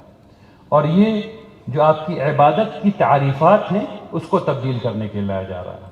اور کیسے لایا جا رہا ہے انشاءاللہ آگے اس سلسلے میں بات چیت ہوگی. صرف یہ نہیں ہے، یہ وقف ایکٹ جو آیا ہے اس میں کئی قسم کے کانسٹیٹیوشنل وائلیشنز ہیں. یعنی یہ دستور مخالف ایکٹ ہے. یہ دستور کی روح کی مخالفت کرتا ہے. پریمبل یہاں عظمیٰ بہن نے پڑھ کر کے آپ لوگوں کے سامنے سنایا ہے، یہ اس کا مخالف ہے، اس کو وائلیٹ کرتا ہے. فنڈامنٹل رائٹ سے کئی پروویژن جو آپ کے سامنے رکھے ہیں میں نے، اس کو وائلیٹ کرتا ہے. لیگل پرنسپلس جو ہیں اس کو وائلیٹ کرتا ہے. وہ چیزیں جو سپریم کورٹ نے کہہ دی، مثلا سپریم کورٹ نے کہہ دیا ونس اے وقف آلویز اے وقف، یہ اس کو نیگیٹ کرتا ہے، یعنی اس کو ختم کر دیتا ہے. اس قسم سے ہم یہ دیکھتے ہیں تو یہ ایکٹ ہر سطح پر چیزوں کو خراب کر رہا ہے. اب اس میں تھوڑا سا آگے بڑھتے ہیں اور یہ دیکھتے ہیں کہ اس ایکٹ کا تجزیہ ہم لوگوں نے کیسے کیا ہے، اور یہ سمجھنا سب کے لیے ضروری ہے. دیکھیے میں ابھی تقریباً یہاں 1 گھنٹے سے آپ کے سامنے بات کر رہا ہوں. آپ لوگ تھک گئے ہوں گے میرا خیال ہے. میں 1 منٹ کے لیے بیٹھتا ہوں، آپ 1 منٹ کے لیے کھڑے ہو جائیے انشاءاللہ. جب یہ بل آ رہا تھا، جب یہ قانون آیا ہے، اچھا وہ اب سب لوگ بیٹھ جائے. دیکھیے طریقہ تو ایکٹ کے ساتھ یہ ہو سکتا ہے کہ آپ اس ایکٹ کو صحیح طور سے پڑھ لیں بغیر کوئی فریم ورک تیار کیے بغیر. لیکن ہم لوگوں نے اس ایکٹ کو پڑھنے کے لیے ایک فریم ورک تیار کیا. وہ فریم ورک یہ تھا کہ ہم لوگوں نے کہا کہ اس ایکٹ سے کیا فائدہ ہونے والا ہے، اور وہ فائدہ کون بتائے گا کیا ہونے والا ہے. وہ لوگ جنہوں نے اس ایکٹ کو بنایا، انہوں نے فائدہ جو ہے وہ لکھ کر کے بتایا جو 1 صفحے پر تھا. اب وہ میں پڑھوں گا نہیں کیونکہ اس میں کچھ لکھا ہوا نہیں تھا. وہ آپ کے سامنے یہاں پہ اس میں کچھ لکھا، انگریزی میں کچھ الفاظ لکھے ہوئے ہیں، لیکن انگریزی جاننے والے جب اس کو پڑھیں گے تو اس میں کچھ مطلب نہیں نکلے گا. لیکن انہوں نے لکھا ہے، مثلا انہوں نے لکھا ہے کہ ہم لوگوں کو مؤثر طریقے سے مسئلے کو حل کرنا ہے. لیکن مسئلہ کیا یہ نہیں بتایا ہے. انہوں نے لکھا ہے کہ مؤثر طریقے سے رجسٹریشن کے مسائل کو حل کرنا ہے، لیکن کیا مسئلہ ہے رجسٹریشن میں یہ نہیں بتایا ہے. انہوں نے لکھا ہے کہ ایفیکٹو طریقے سے کام کرنا ہے، کیا کام کرنا ہے یہ نہیں بتایا. انہوں نے لکھا ہے کہ شارٹ کمنگز ہیں جسے دور کرنا ہے، کیا کمیاں ہیں یہ نہیں بتایا. تو ہم لوگوں نے کیا یہ ہے کہ ہم لوگوں نے ایک فریم ورک تیار کیا جس میں ہم لوگوں نے لکھا کہ بھائی ہر ایک ترمیم کو یا ہر ایک آرٹیکل کو ہم لوگ یہ دیکھیں گے کہ اس سے وقف بورڈ مؤثر ہو رہا ہے یا نہیں، اس سے وقف بورڈ فعال ہو رہا ہے کہ نہیں، اس سے وقف بورڈ با اختیار ہو رہا ہے یا نہیں، اور اس سے وقف بورڈ کی کوئی کمی دور ہو رہی ہے کہ نہیں ہو رہی ہے. ایگزیکٹلی جو الفاظ وہاں لکھے گئے تھے صفحہ نمبر 15 پہ اس کو لا کر کے یہاں رکھ دیا ہے. اور اس کی روشنی میں ہر ایک 44 جو وہ ترمیمات ہیں اس کو پڑھنے کی کوشش کی اور سمجھنے کی کوشش کی کہ اس سے کچھ ہو رہا ہے کہ نہیں ہو رہا ہے. اس کے بعد ہم لوگوں نے ایک دوسری چھنی بنائی اور دوسری چھنی میں یہ کہا کہ بھئی ہم چالیں گے اس میں چھنی میں ڈالیں گے اوپر تاکہ نیچے گرے کچھ. یہ چھنی میں جو چھنی ہے وہ کیسی ہوگی؟ اس میں تمام فنڈامنٹل رائٹس کے آرٹیکل ڈال دیے ہیں اور ہم ہر ایک ایکٹ کو دیکھیں گے کہ وہ اس کو وائلیٹ کر رہا ہے یعنی اس سے متصادم ہے یا نہیں. اگر ہے تو ٹھیک، بہت اچھی بات، نہیں اگر ہے تو خراب بات ہے، وہ پاس نہیں ہونا چاہیے، اور نہیں ہے تو ٹھیک ہے، اس کو قبول ہونا چاہیے. اور پھر یہ دیکھا کہ یہ جو ترمیم لائی گئی ہے اس سے وقف کی جائیداد کی بہتری ہو رہی ہے یا وقف کی جائیداد کی بہتری نہیں ہو رہی ہے. ان 3 چھنیوں سے ہر ایک ترمیم کو ہم لوگوں نے گزارا اور اس کا نتیجہ بہت لمبا چوڑا ہے جو ابھی میں آپ کے سامنے نہیں رکھ سکتا، لیکن چند چیزیں آپ کے سامنے رکھوں گا انشاءاللہ. اب یہاں پر میرا کام یہ ہے کہ میں آپ کو وقف ایکٹ کھول کر کے دکھاؤں، جو یہ والا ہے. میں انشاءاللہ اسکرین پہ کھولوں گا اس کو ابھی. اور اس میں یہ ایکٹ ہے اور ایک ہے بل کے بارے میں جو بات تھی وہ جب میں پچھلی دفعہ کلکتہ آیا تھا تو میں نے آپ لوگوں سے وہ بات کہی تھی. آپ میں سے بہت سے لوگ اس میں تھے اور بہت سے لوگ نہیں تھے، تو میں وہ تمام باتیں جو اس وقت کہی تھی وہ دوبارہ ریپیٹ نہیں کروں گا. صرف وہ تبدیلی جو بل سے اس ایکٹ میں آئی ہے اس کی 5-7 تبدیلی کے بارے میں بات کروں گا، کیونکہ مجھے احساس ہے کہ وقت زیادہ ہو رہا ہے. ادھر سے جو ادھر تبدیلی ہے وہ صرف آپ کے سامنے رکھنے کی کوشش کروں گا انشاءاللہ. یہ ایکٹ ہے اور اس میں انہوں نے تبدیلی جو کی ہے سب سے پہلی جو نئی چیز جوڑی ہے، اور میں نے سب کو ہائی لائٹ کر دیا ہے، جو اس میں زیادہ ہے وہ ہائی لائٹ کیا ہوا ہے. اس میں سب سے پہلی چیز انہوں نے جوڑی ہے وہ یہ جوڑی ہے، اور بہت اچھی بات جوڑی ہے، کہ اگر کوئی مسلمان کوئی چیریٹیبل ٹرسٹ بناتا ہے، کوئی ایسی آرگنائزیشن بناتا ہے جو خیر کا کام کرتی ہو، کوئی بھی ایسی آرگنائزیشن بناتا ہے جس میں لفظ وقف نہیں ہے، یعنی اس کو ٹرسٹ کہہ لیں، اس کو سوسائٹی کہہ لیں، اس کو NGO کہہ لیں، جو بھی کہہ لیں، وہ وقف نہیں مانا جائے گا. بہت اچھی بات، عقل کی بات ہے، ایسا ہونا ہی چاہیے. صرف ایک پرابلم ہے. پرابلم کیا ہے؟ پرابلم یہ ہے کہ آپ ملحقہ مدارس جو مغربی بنگال میں ہیں وہ اکثر ملحقہ مدارس وقف کی جائیداد پر ہیں یا نہیں ہیں؟ وقف کی جائیداد پر ہے نا یہاں ملحقہ مدارس، زمین وقف کی ہے نا بھائی. اور جو اس پہ جو عمارت بنی ہوئی ہے وہ چندے کے پیسے سے بنی ہوئی ہے. ایسے ہی ہے نا تقریباً، بہار میں بھی ایسے ہی ہیں. اب اس ایکٹ کے تحت وہ وقف رہے گا یا نہیں رہے گا؟ اصل بات یہ ہے اب وقف رہا یا نہیں رہا. آپ نہ ہاں کہہ سکتے ہیں نہ کہہ سکتے ہیں. اس ایکٹ کی سب سے بڑی خاصیت یہ ہے کہ اتنا ویگ ہے کہ آپ ادھر بھی سمجھ سکتے ہیں اور آپ ادھر بھی سمجھ سکتے ہیں. بہاری میں اس کو کہتے ہیں ہیو ہاں نیو ہاں، ہیو ہاں نیو ہاں. ٹھیک ہے نا؟ تو نہ ایسے سمجھ سکتے ہیں آپ نہ ایسے سمجھ سکتے ہیں آپ. وکیل اس کے لیے بھی آرگیو کر سکتا ہے، وکیل اس کے لیے بھی آرگیو کر سکتا ہے. اور اس قسم کا جب بھی ایکٹ لکھا جاتا ہے تو سب سے خراب سمجھا جاتا ہے کیونکہ اس کا مطلب واضح نہیں ہے. اب جتنے بھی ملحقہ مدارس ہیں ان کی جائیداد وقف رہی یا نہیں رہی یہ کلیئر نہیں ہے. یہ اس میں جوڑا گیا ہے. اچھا، اس میں کہا دونوں جگہ کی پارٹیوں نے اور مختلف پارٹیوں نے کہ ہم نے یہ ٹھیک کروا دیا ہے اس لیے ووٹ دیا، ہم نے یہ ٹھیک کروا دیا اس لیے ووٹ دیا. تو میں نے بہار میں جب لوگوں کو یہ پریزنٹ کیا تھا تو میں نے ان سے کہا تھا کہ بھائی اپنی اپنی پارٹی سے پوچھ لیجئے کہ یہ والا کس نے ڈلوایا تھا، جو اچھا والا ہے. یہ اچھا والا ہے نا، نیا ڈلوایا، یہ کس نے ڈلوایا پوچھ لیجئے اپنی پارٹی سے. اس کے بعد اچھا، یہ جو میں نے ابھی آپ کے سامنے رکھا ہے اس کو ان 3 چھنی پہ بھی تول کے دیکھیے. اس کے آنے سے وقف بورڈ فعال کیسے ہو گیا؟ اس کے آنے سے وقف بورڈ مؤثر کیسے ہو گیا؟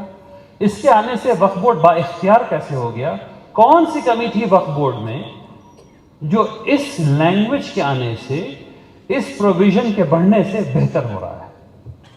کون سی ایک چیز تھی؟ کوئی مجھے بتا دیں. جو وائلیشنز ہیں کانسٹیٹیوشن وہ میں آپ کے سامنے گنا سکتا ہوں. کیونکہ وقت کم ہے اس لیے میں ہر ایک کے بارے میں یہ نہیں کہوں گا، لیکن آپ کو وہ چھنی تینوں ہمیشہ یاد رکھنی ہے. اصل بات یہ ہے وہ چھنی تینوں ہمیشہ یاد رکھنی ہے اور پوچھنا ہے کہ اس سے کیا بھلا ہو گیا بھائی، سو بتا دو. ہر ایک آدمی جو آپ سے کہتا ہے کہ بھلا ہو رہا ہے کچھ، اس سے ہر ایک کے بارے میں اس 3 چھنی کو سامنے رکھ کے پوچھنا نہ چاہیے کہ اس چھنی سے اس کو گزار کے دکھا دو، پھر ہم بولیں گے اچھا ہوا کہ نہیں ہوا. اب آگے چلتے ہیں. انہوں نے پچھلی دفعہ ایک چیز رکھی تھی، وہ یہ رکھی تھی کہ آپ کو پریکٹسنگ مسلم ہونا ہے. تو میں نے اس وقت یہ کہا تھا کہ بھائی پریکٹسنگ مسلم ہونے کی تعریف کیا ہوگی؟ کیسے پتا چلے گا کہ آپ پریکٹسنگ مسلم ہیں؟ یعنی میری داڑھی 6 انچ کی ہونی چاہیے، 4 انچ کی ہوگی تو پریکٹسنگ مسلم نہیں رہوں گا یا رہوں گا؟ کوئی تو بتا دے بھائی. 5 سال میں اگر میں نے نماز قضا کر دی ہے ایک اور اس کو پھر دیر سے پڑھ لی ہے تو میں مسلمان رہا پریکٹسنگ یا نہیں رہا؟ میرا ایک روزہ چھٹ گیا ہے، میں پریکٹسنگ رہا یا نہیں رہا 5 سال تک؟ تو میں پریکٹسنگ مسلمان ہوں، یہ کیسے پتا چلے گا؟ لوگوں نے مجھ سے کہا کہ تم بہت غلط سوچتے ہو، بہت نیگیٹو سوچتے ہو، ایسا نہیں ہو سکتا۔ تو ایز اف کہ انہوں نے میری آواز سن لی، انہوں نے لکھ دیا شوئنگ اور ڈیمانسٹریٹنگ۔ یہ صرف آپ کو پریکٹسنگ مسلمان نہیں ہوگا، آپ کو دکھانا پڑے گا، آپ کو ثابت کرنا پڑے گا کہ آپ پریکٹسنگ مسلمان ہیں۔ ایگزیکٹلی جو کہا تھا وہ انہوں نے لکھ دیا یہاں پہ، ثابت کرنا پڑے گا کہ آپ پریکٹسنگ مسلمان ہیں۔ اچھا، پریکٹسنگ مسلمان کی تعریف نہیں بتائی ابھی تک کہ کیا ہوگا۔ اب یہ بتائیے کہ وہ جو واقف کی تعریف تھی کہ وقف کون کر سکتا ہے، وہ تبدیل ہوئی کہ نہیں ہوئی؟ تبدیل ہو گئی نا بھائی؟ ٹھیک۔ اب اس کے بعد ایز اف یہ بات کافی نہیں تھی، انہوں نے اس میں یہ بھی لکھ دیا کہ and that there is no contrivance involved. اب کانٹریونس جو لفظ ہے وہ کہتے ہیں جان بوجھ کر کے کسی ایک چیز میں، یعنی وہ خراب نیت کے ساتھ کوئی کام کرنا جو شرارت والا کام ہے، جو غلط کام ہے، اس کو کانٹریونس کہتے ہیں۔ اور انہوں نے اس میں شرط لگا دی کہ اس میں کوئی کانٹریونس نہیں ہونا چاہیے۔ اس کا کیا مطلب ہے؟ اس کا مطلب یہ ہے کہ انہوں نے وقف کرنے سے پہلے، یعنی 5 سال تک آپ اچھے مسلمان رہیں اور پھر آپ وقف کریں، اور جب آپ وقف کریں گے تو آپ کے اوپر یہ الزام ہے کہ آپ نے جان بوجھ کر یہ کچھ بدماشی کی ہے، ضرور کچھ بدماشی کی ہے، تب یہ کام ہوا ہے۔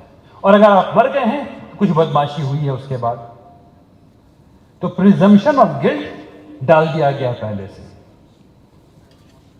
اب آپ وقف جب کریں گے جب بھی، تو کوئی بھی آدمی کہے گا کہ اس وجہ سے کیا گیا تھا جو غلط تھا، بس ایک عرضی پڑھنی ہے، اب وہ معاملہ کھل گیا ہے، اب آپ کچھ نہیں کر سکتے اس کے علاوہ۔ اب مجھے یہ بتا دیجئے، اسے ذہن میں ڈالنے کے لیے بار بار پوچھ رہا ہوں کہ وقف بورڈ اس سے فعال کیسے ہو رہا ہے، اس سے مؤثر کیسے ہو رہا ہے، با اختیار کیسے ہو رہا ہے، اور وقف بورڈ میں کون سی کمیاں تھیں جو اس آرٹیکل سے دور ہو رہی ہیں؟ ٹھیک ہے نا؟ اور کانسٹیٹیوشنل وائلیشن اس کے بہت ڈھیر سارے ہیں جو گنانے میں وقت لگے گا۔ آگے بڑھتے ہیں۔ انہوں نے کہا اس میں وقف بائی یوزر کے بارے میں بڑا ہلہ ہوا، تو لوگوں نے کہا کہ وقف بائی یوزر رہنے دیا، وقف بائی یوزر رہنے دیا، لیکن اس میں 2 پیاری شرطیں لگا دی ہیں۔ انہوں نے اس میں شرط میں یہ لگایا ہے کہ اگر اس کی زمین 1 انچ زمین بھی اگر متنازع ہے تو وقف بائی یوزر نہیں ہو سکتا۔ اب مجھے آپ یہ بتائیے اس کمرے میں کہ وقف کی زمین کو متنازع بنانے میں کتنا وقت لگتا ہے؟ بس ایک جھنڈا ایسے گاڑنا، 1 انچ زمین پہ متنازع ہو گئی، ایک انگلی کے بجائے صرف ایک جھنڈا لگتا ہے، پتلا سا، پتلی چھڑی پر متنازع ہو گئی، اب وہ وقف بائی یوزر نہیں رہا، ختم ہو گیا وقف بائی یوزر۔ تو وقف بائی یوزر رکھا بھی اور ایسی شرط لگا دی کہ وقف بائی یوزر نہیں رہے گا۔ اس کے علاوہ کیا کہہ دیا؟ اس کے علاوہ کہا کہ گورنمنٹ کی پراپرٹی پہ وقف بائی یوز نہیں ہو سکتا۔ گورنمنٹ کی پراپرٹی ڈکلیئر کون کر سکتا ہے اس نئے وقف ایکٹ کے ذریعے؟ گورنمنٹ کا بڑا بیٹا۔ گورنمنٹ کا بیٹا جو ہے وہ یہ کہے گا، یعنی کلیکٹر سے اوپر والا آدمی جو ہے جس کو گورنمنٹ نامینیٹ کرے گی، گورنمنٹ کہے ڈیزگنیٹڈ آفیسر جو ہوگا، وہ وقف ایکٹ کے مطابق ڈیزگنیٹڈ آفیسر یہ بتائے گا کہ یہ گورنمنٹ کی زمین ہے یا نہیں زمین ہے۔ تو باپ نے بیٹے سے کہا کہ بیٹا یہ بولو یہ وقف کی زمین ہے، گورنمنٹ کی زمین ہے کہ نہیں؟ تو بیٹا کیا بولے گا؟ بڑا بیٹا خاص کر کے بولے گا باپ میرا صحیح کہہ رہا ہے، اور کیا بولے گا؟ تو یا تو متنازع ہو کر کے وقف بائی یوزر نہیں رہے گا، یا گورنمنٹ کی زمین ہو کے وقف بائی یوزر نہیں رہے گا۔ تو یہ وقف بائی یوزر رکھا گیا تھا۔ اب جو لوگ کہہ رہے ہیں کہ وقف بائی یوزر ہم لوگوں کے کہنے کی وجہ سے رکھ لیا گیا ہے، ان سے ہم لوگوں کو پوچھ لینا چاہیے کہ بھائی تمہارے کہنے کی وجہ سے رکھا گیا تو یہ والا شخص کیوں لگایا گیا تھا؟ تمام پولیٹیکل پارٹی سے پوچھ لینا چاہیے۔ اس کے بعد انہوں نے یہ وقف علی الاولاد میں بہت پرابلم ہے، اس سے عورتوں کا حق مرتا ہے، بچوں کا حق مرتا ہے، وغیرہ وغیرہ وغیرہ۔ یہ بات بھول کر کے کہ اسلام واحد دین ہے جو یہ کہتا ہے کہ 2/3 تو تم کو اپنے وارثین کو دینا ہی پڑے گا، اور صرف 1/3 کی تم وصیت کر سکتے ہو۔ اس 1/3 میں انہوں نے کہا نہیں، اگر کسی کا حق مارا جا رہا ہوگا تو نہیں ہوگا۔ تھوڑی دیر پہ سوچئے، زمین آپ کی، آپ چاہے وہ عورت ہو چاہے وہ مرد ہو، سب سے کہہ رہا ہوں، زمین آپ کی، آپ نے کمائی، آپ کے نام پر ہے، یہ آپ کو ورثے ملی، آپ کے نام پر ہے، وہ آپ کی زمین ہے۔ آپ صدقہ جاریہ کرنا چاہتے ہیں، آپ وقف قائم کرنا چاہتے ہیں، اب آپ نہیں کر سکتے، کیونکہ زمین مہنگی ہو گئی ہے. اب آپ کر دیں گے, آپ کا بیٹا اور آپ کی بیٹی خود اس پہ کہہ دے گا کہ نہیں بھائی یہ میرا حق مارا جا رہا تھا, بات ختم ہو گیا. آپ اپنی زندگی میں کچھ نہیں کر سکتے, مرنے کے بعد تو بھول جائیے, آپ اپنی زندگی میں نہیں کر سکتے.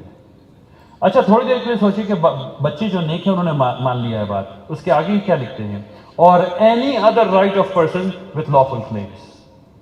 اب آپ نے ایک زمین کو وقف کیا 50 سال کی عمر میں, اس وقت آپ کے پاس پیسہ تھا اور وہ وقف ہو گئی اور وہ چل رہی ہے. اس کے بعد 75 سال کی عمر میں آپ مقروض ہو گئے, آپ کے اوپر 5 روپے کا قرض تھا, آپ کا انتقال ہو گیا 5 روپے کے قرض کے ساتھ. اب وہ لافل کلیم ہے اس آدمی کا. اس ایکٹ کے مطابق وہ زمین اب بیچی جائے گی, وقف جائیداد ختم کی جائے گی, بیچا جائے گا, اس کا 5 روپے اس کو دیا جائے گا, اب وقف ختم. اس سے وقف بورڈ فعال, مؤثر, با اختیار کیسے بن رہا ہے؟ یہ سوچنے والی بات ہے. ٹھیک, آگے بڑھتے ہیں. انہوں نے کہا کہ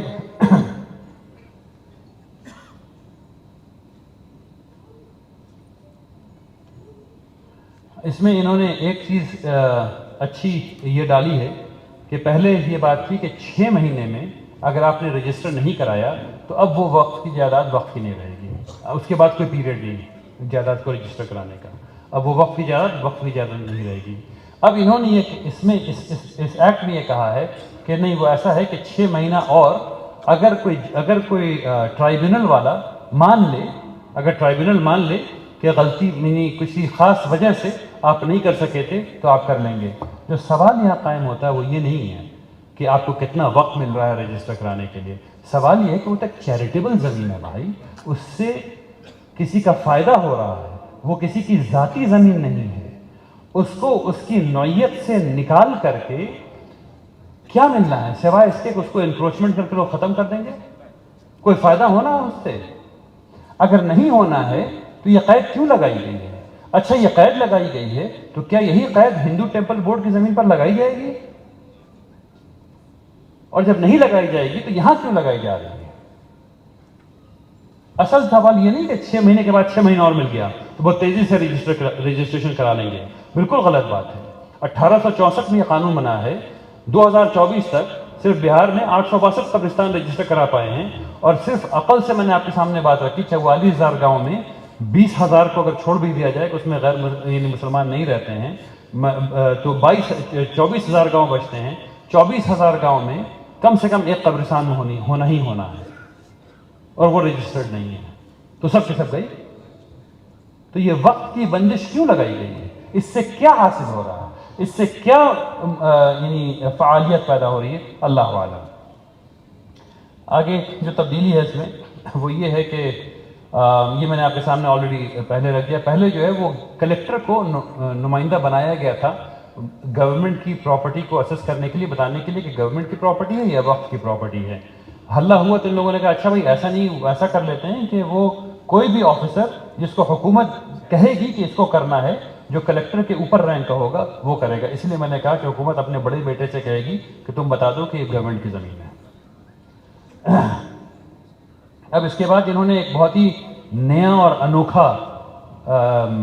نئی اور انوکھی چیز اس میں ڈالی ہے, اور یہ سمجھنے کی ضرورت ہے. یہ کہتے ہیں کہ وہ چیز جو پروٹیکٹڈ مانیومنٹ ہے اب وہ وقف نہیں رہے گا.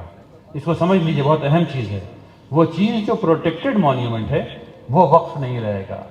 ہر وہ چیز جو 100 سال سے پرانی ہے وہ ASI پروٹیکٹڈ مانیومنٹ بنا سکتی ہے. ہر وہ چیز جو 100 سال سے زیادہ پرانی ہے وہ ASI پروٹیکٹڈ مانیومنٹ بنا سکتی ہے. آپ کی تقریباً تمام مساجد 100 سال سے زیادہ پرانے ہیں. آپ کے تمام تقریباً قبرستان 100 سال سے پرانے ہیں.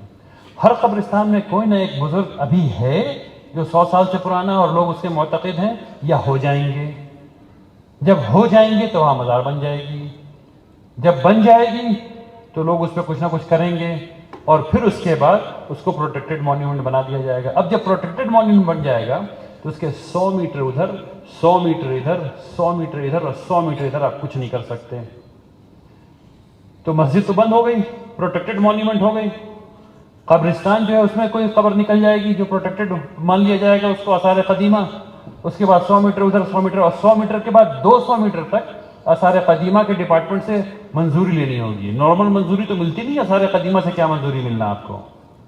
تو تقریباً 300 میٹر ادھر, 300 میٹر ادھر, 300 میٹر ادھر اور 300 میٹر ادھر کچھ نہیں کر سکیں گے. یہ ہو گیا وقف کا کھیل. وقف بائی یوزر میں جو بچ رہا تھا وہ اس سے جانا ہے. یہ ہے وہ نئی تبدیلی جو اس میں کی گئی ہے. ابھی ہم کو پولیٹیکل پارٹی سے پوچھ لینا چاہیے کہ کس نے یہ والی شرط ڈلوائی ہے بھائی. پہلے تو شرط نہیں تھی, بل میں یہ شرط نہیں تھی, یہ نئی تازی ڈالی گئی ہے. اس کے نیچے اب اس کے نیچے ایک اور بہت ہی مزیدار ایکٹ ہے, یہ لینگویج ہے. یہ لکھتے ہیں کہ جو 5th شیڈیول میں تمام زمینیں ہیں اور جو 6th شیڈیول میں تمام زمینیں ہیں, یعنی نارتھ ایسٹ کے 7 اسٹیٹ, نارتھ ایسٹ میں جو 7 سسٹرز ہیں, آسام اور اس کے آس پاس جتنے اسٹیٹ ہیں, اور جو گجرات, مہاراشٹر, راجستھان, جھارکھنڈ, اس قسم کے جو 10 اسٹیٹ ہیں جو 5th شیڈیول میں ہیں, اس میں جتنی بھی زمین کو شیڈیول ٹرائب مانا گیا ہے, چاہے 1400 سال پہلے آپ نے اس میں وقف کیا تھا, اب وقف نہیں رہا. تو نارتھ ایسٹ میں 7 اسٹیٹ میں جہاں جہاں شیڈیول ٹرائب کا لینڈ مانا گیا ہے, اگر اس کے اندر آپ کا وقف تھا, اس میں ڈیفینیٹلی مسجد تھی, اس میں ڈیفینیٹلی قبرستان ہے, اس میں ڈیفینیٹلی تمام چیزیں ہیں. اب وہ وقف نہیں رہا. جھارکھنڈ وغیرہ وغیرہ ہر جگہ وقف نہیں رہا. اور یہ کیا اس لیے گیا ہے کیونکہ شیڈیول ٹرائب آپ کے ساتھ نہیں جائیں. میں صاف کھول کے کہہ رہا ہوں, کیا اس لیے گیا ہے کیونکہ شیڈیول ٹرائب کے لوگ آپ کے ساتھ نہیں جائیں, کیونکہ وہ آپ کے ساتھ جا رہے تھے یو سی سی پر شیڈیول ٹرائب آپ کے ساتھ تھے. یہاں اس کو تفریق پیدا کی گئی ہے تاکہ وہ آپ کے ساتھ نہیں جائیں, اور اس لیے وہ آپ کے ساتھ نہیں ہیں اب, کیونکہ ان کو لگ رہا ہے کہ بہت بڑی زمین ان کو مل جانے والی ہے. اب ہم لوگوں کو وہ زبان چاہیے اور وہ دل چاہیے کہ ہم لوگ جا کے ان کو سمجھائیں کہ بھائی آج ہماری باری, کل تمہاری باری. ایسا ہی ہوتا ہے. تو آگے بڑھتے ہیں ذرا. اب اس کے بعد یہاں یہ مزیدار چیز ہے. اس میں یہ ایک بات یہ تھی پہلے کہ انہوں نے کہا تھا کہ بل میں یہ کہا تھا کہ وہ جو جب وقف رجسٹر ہوتا ہے تو جب سب کام ہو جاتا ہے اور رجسٹریشن مکمل ہو جاتا ہے تو 1 سال تک کھلا رہتا ہے. رجسٹریشن کا وقت 1 سال تک کھلا رہتا ہے, یعنی آپ چیلنج کرنے کا وقت 1 سال تک کھلا رہتا ہے. اس کو انہوں نے 2 سال کر دیا, اور 2 سال کرنے کے بعد کہیں یہ بھی ابھی کم ہے, ایسا کر لو کہ اس کو کورٹ کے ضمن میں دے دو کہ اس کے بعد کبھی بھی اب تک کوئی آدمی کلیم کر سکے کہ نہیں یہ غلط رجسٹریشن ہو گیا تھا. 2 سال اس کو کر دیا, پہلے تو 2 سال کر دیا کہ آپ 2 سال کے اندر بغیر کسی علت کو دیے ہوئے آپ چیلنج کر لیجیے. اب کیا یہ ہے انہوں نے کہ اس کو پرماننٹلی یہاں سے وہاں تک چھوڑ دیا کہ کبھی بھی کر لو. ٹھیک, اب دیکھیے 9:42 ہو گئے ہیں, اور یہاں پہ ایک اور چیز آخری آپ کے سامنے رکھ دیتا ہوں, اس کے بعد 2-4 باتیں اور ہیں جو آپ سے کرنی ہیں, انشاءاللہ وہ بھی ہو جائیں گی. ایک آخری چیز یہاں پر دیکھ لوں, اس کو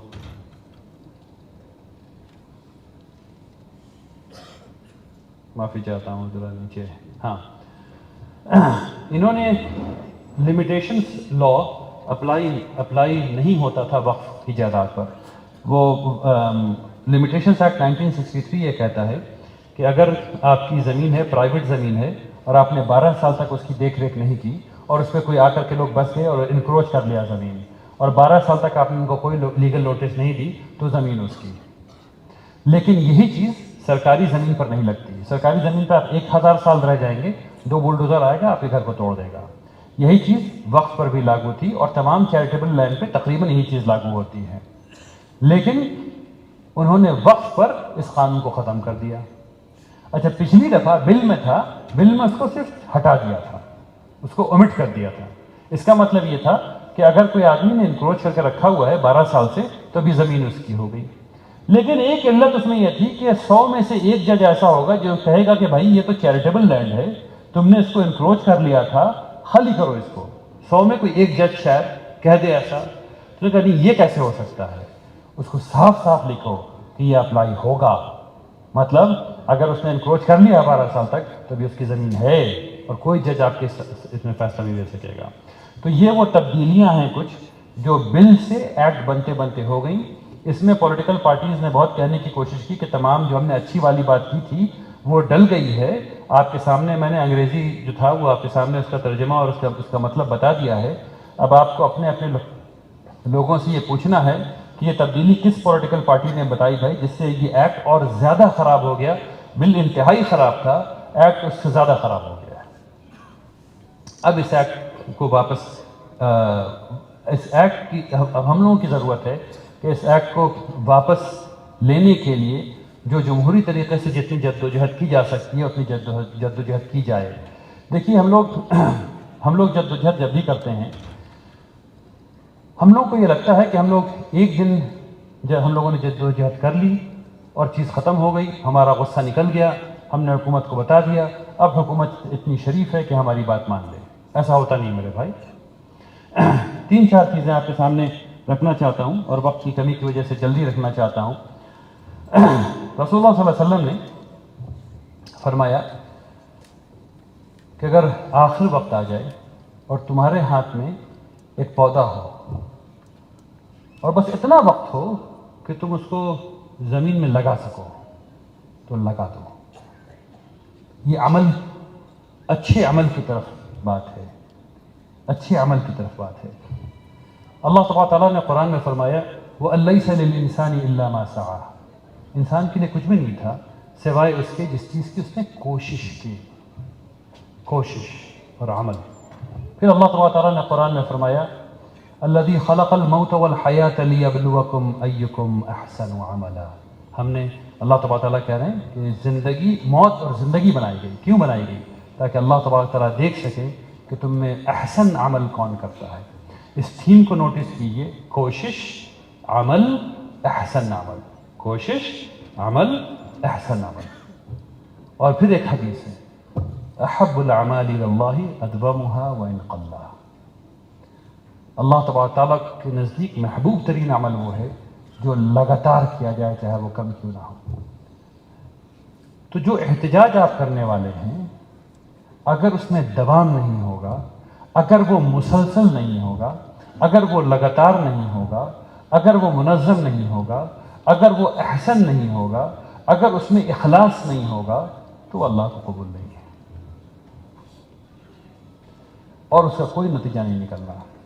آپ لوگ روڈ پہ نکلیں گے، جائیں گے، سب کچھ ہوگا اور چیزیں ہوگی، غصہ بھی نکل جائے گا، بات ختم ہو جائے گی. جو میں نے وقت لگا کر کے وقت کا جو اصل خاکہ ہے اس میں زیادہ وقت آج آپ کے سامنے رکھا اس لیے کہ وقت کی قدر اور قیمت آپ کے سامنے آ جائے کہ کیا ہو سکتا ہے، کیا تھا اور کیا ہو سکتا ہے. ابھی کے حالات کو چھوڑ دیجیے تاکہ ہم لوگوں کے پاس وہ زبان آ جائے، وہ بتا سکیں ہم لوگ دوسروں کو کہ اس سے ہم لوگ فائنینشل سوشل جسٹس کا انتظام کر سکتے ہیں. اگر یہ بات آپ کے دل میں گئی اور اللہ کی رضا کے لیے کر سکتے ہیں تاکہ تمام انسان برابری کے ساتھ پیدا ہو سکیں اور عزت کے ساتھ زندگی گزار سکیں اور عزت کے ساتھ مر سکیں، تب یہ بات ہو سکتی ہے. تب وہ غصہ نہیں رہے گا، تب وہ غصہ نہیں رہے گا، آپ کی عبادت کو حاصل کرنے کا ایک طریقہ بن جائے گا.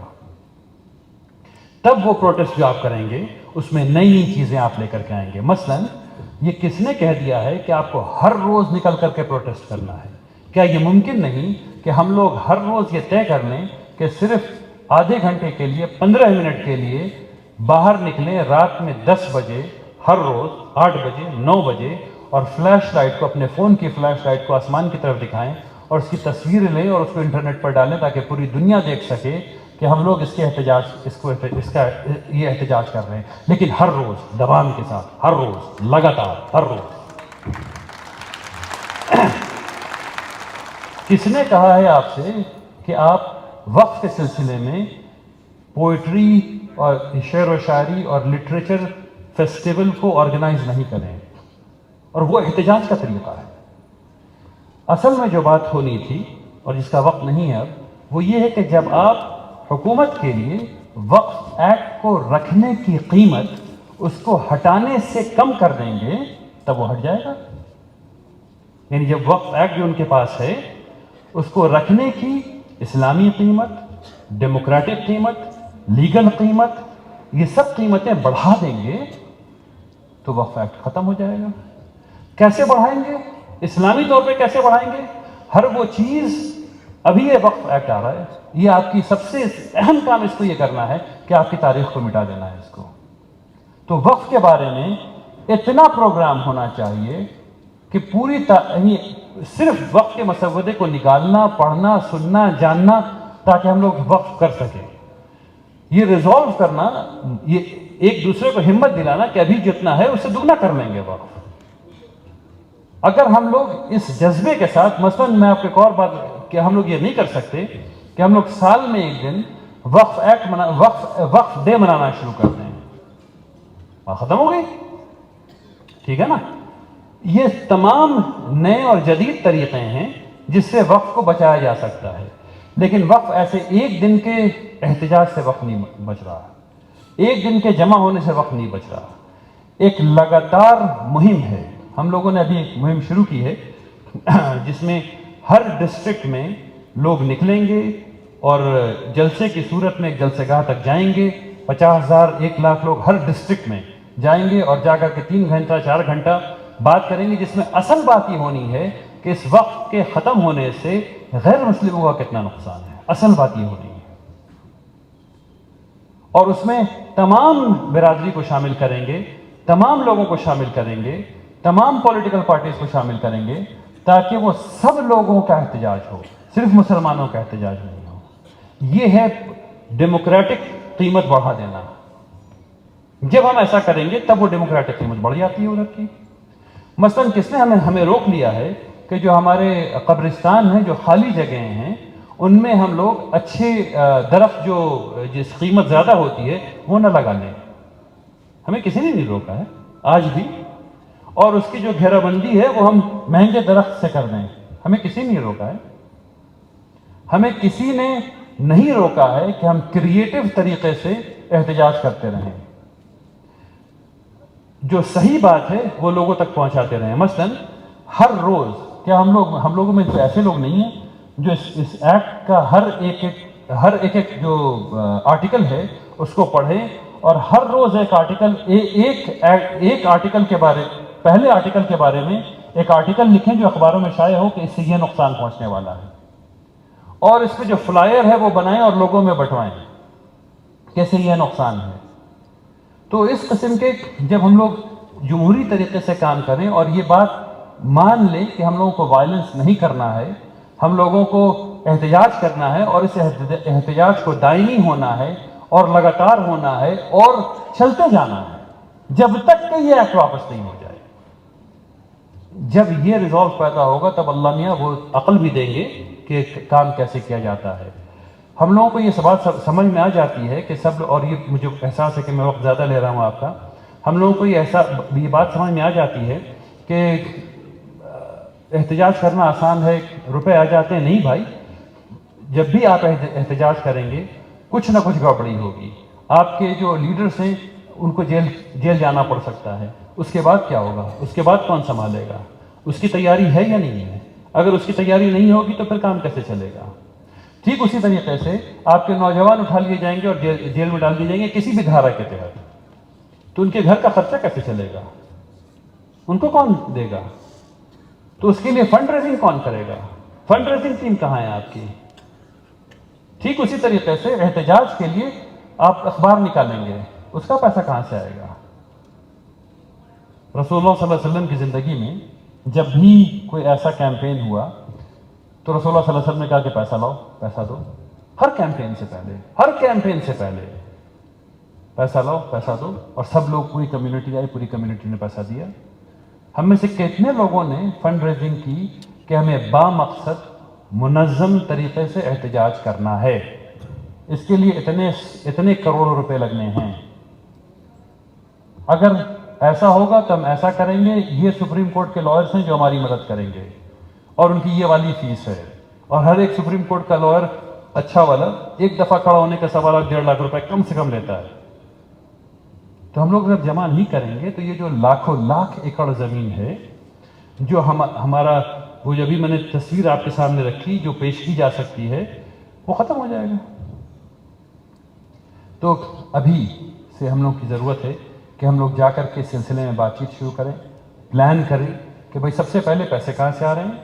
ہم منظم طریقے سے احتجاج کیسے کر سکتے ہیں، خاموش طریقے سے احتجاج کیسے کر سکتے ہیں، بجلی سے احتجاج کیسے کر سکتے ہیں، اپنے فون سے احتجاج کیسے کر سکتے ہیں، یوٹیوب کے ذریعے احتجاج کیسے کر سکتے ہیں، فیس بک کے ذریعے احتجاج کیسے کر سکتے ہیں، یہ تمام طریقے کھلے ہوئے ہیں، لیکن ہر کام منظم طریقے سے ہونا چاہیے، اکیلے نہیں کرنے کا۔ اور ایک بات یاد رکھیے، اور یہ آخری بات کہہ رہا ہوں، جھوٹ کا سہارا لینے کی ضرورت نہیں ہے، جھوٹ بولنے کی ضرورت نہیں ہے۔ آپ کا بولا ہوا ایک جھوٹ اس ایکٹ کے سلسلے میں آپ کے پورے احتجاج کو پیچھے لے کے چلا جائے گا۔ یہ ایکٹ اتنا خراب ہے کہ اس کے ہر ایک پر آپ سچ بول کر کے بہت کچھ کر سکتے ہیں، جھوٹ بولنے کی کوئی ضرورت نہیں ہے، غلط بولنے کی کوئی ضرورت نہیں ہے، اور اسلام نے غلط بولنا سکھایا نہیں، جھوٹ بولنا سکھایا نہیں۔ تو اس کو پڑھیے، اور اس کو خود پڑھیے سب سے پہلے، اور پھر احتجاج کیجیے انشاءاللہ۔ وآخر دعوانا ان الحمد للہ رب العالمین۔ بارک اللہ فیکم جميعا۔ السلام علیکم و رحمۃ اللہ وبرکاتہ۔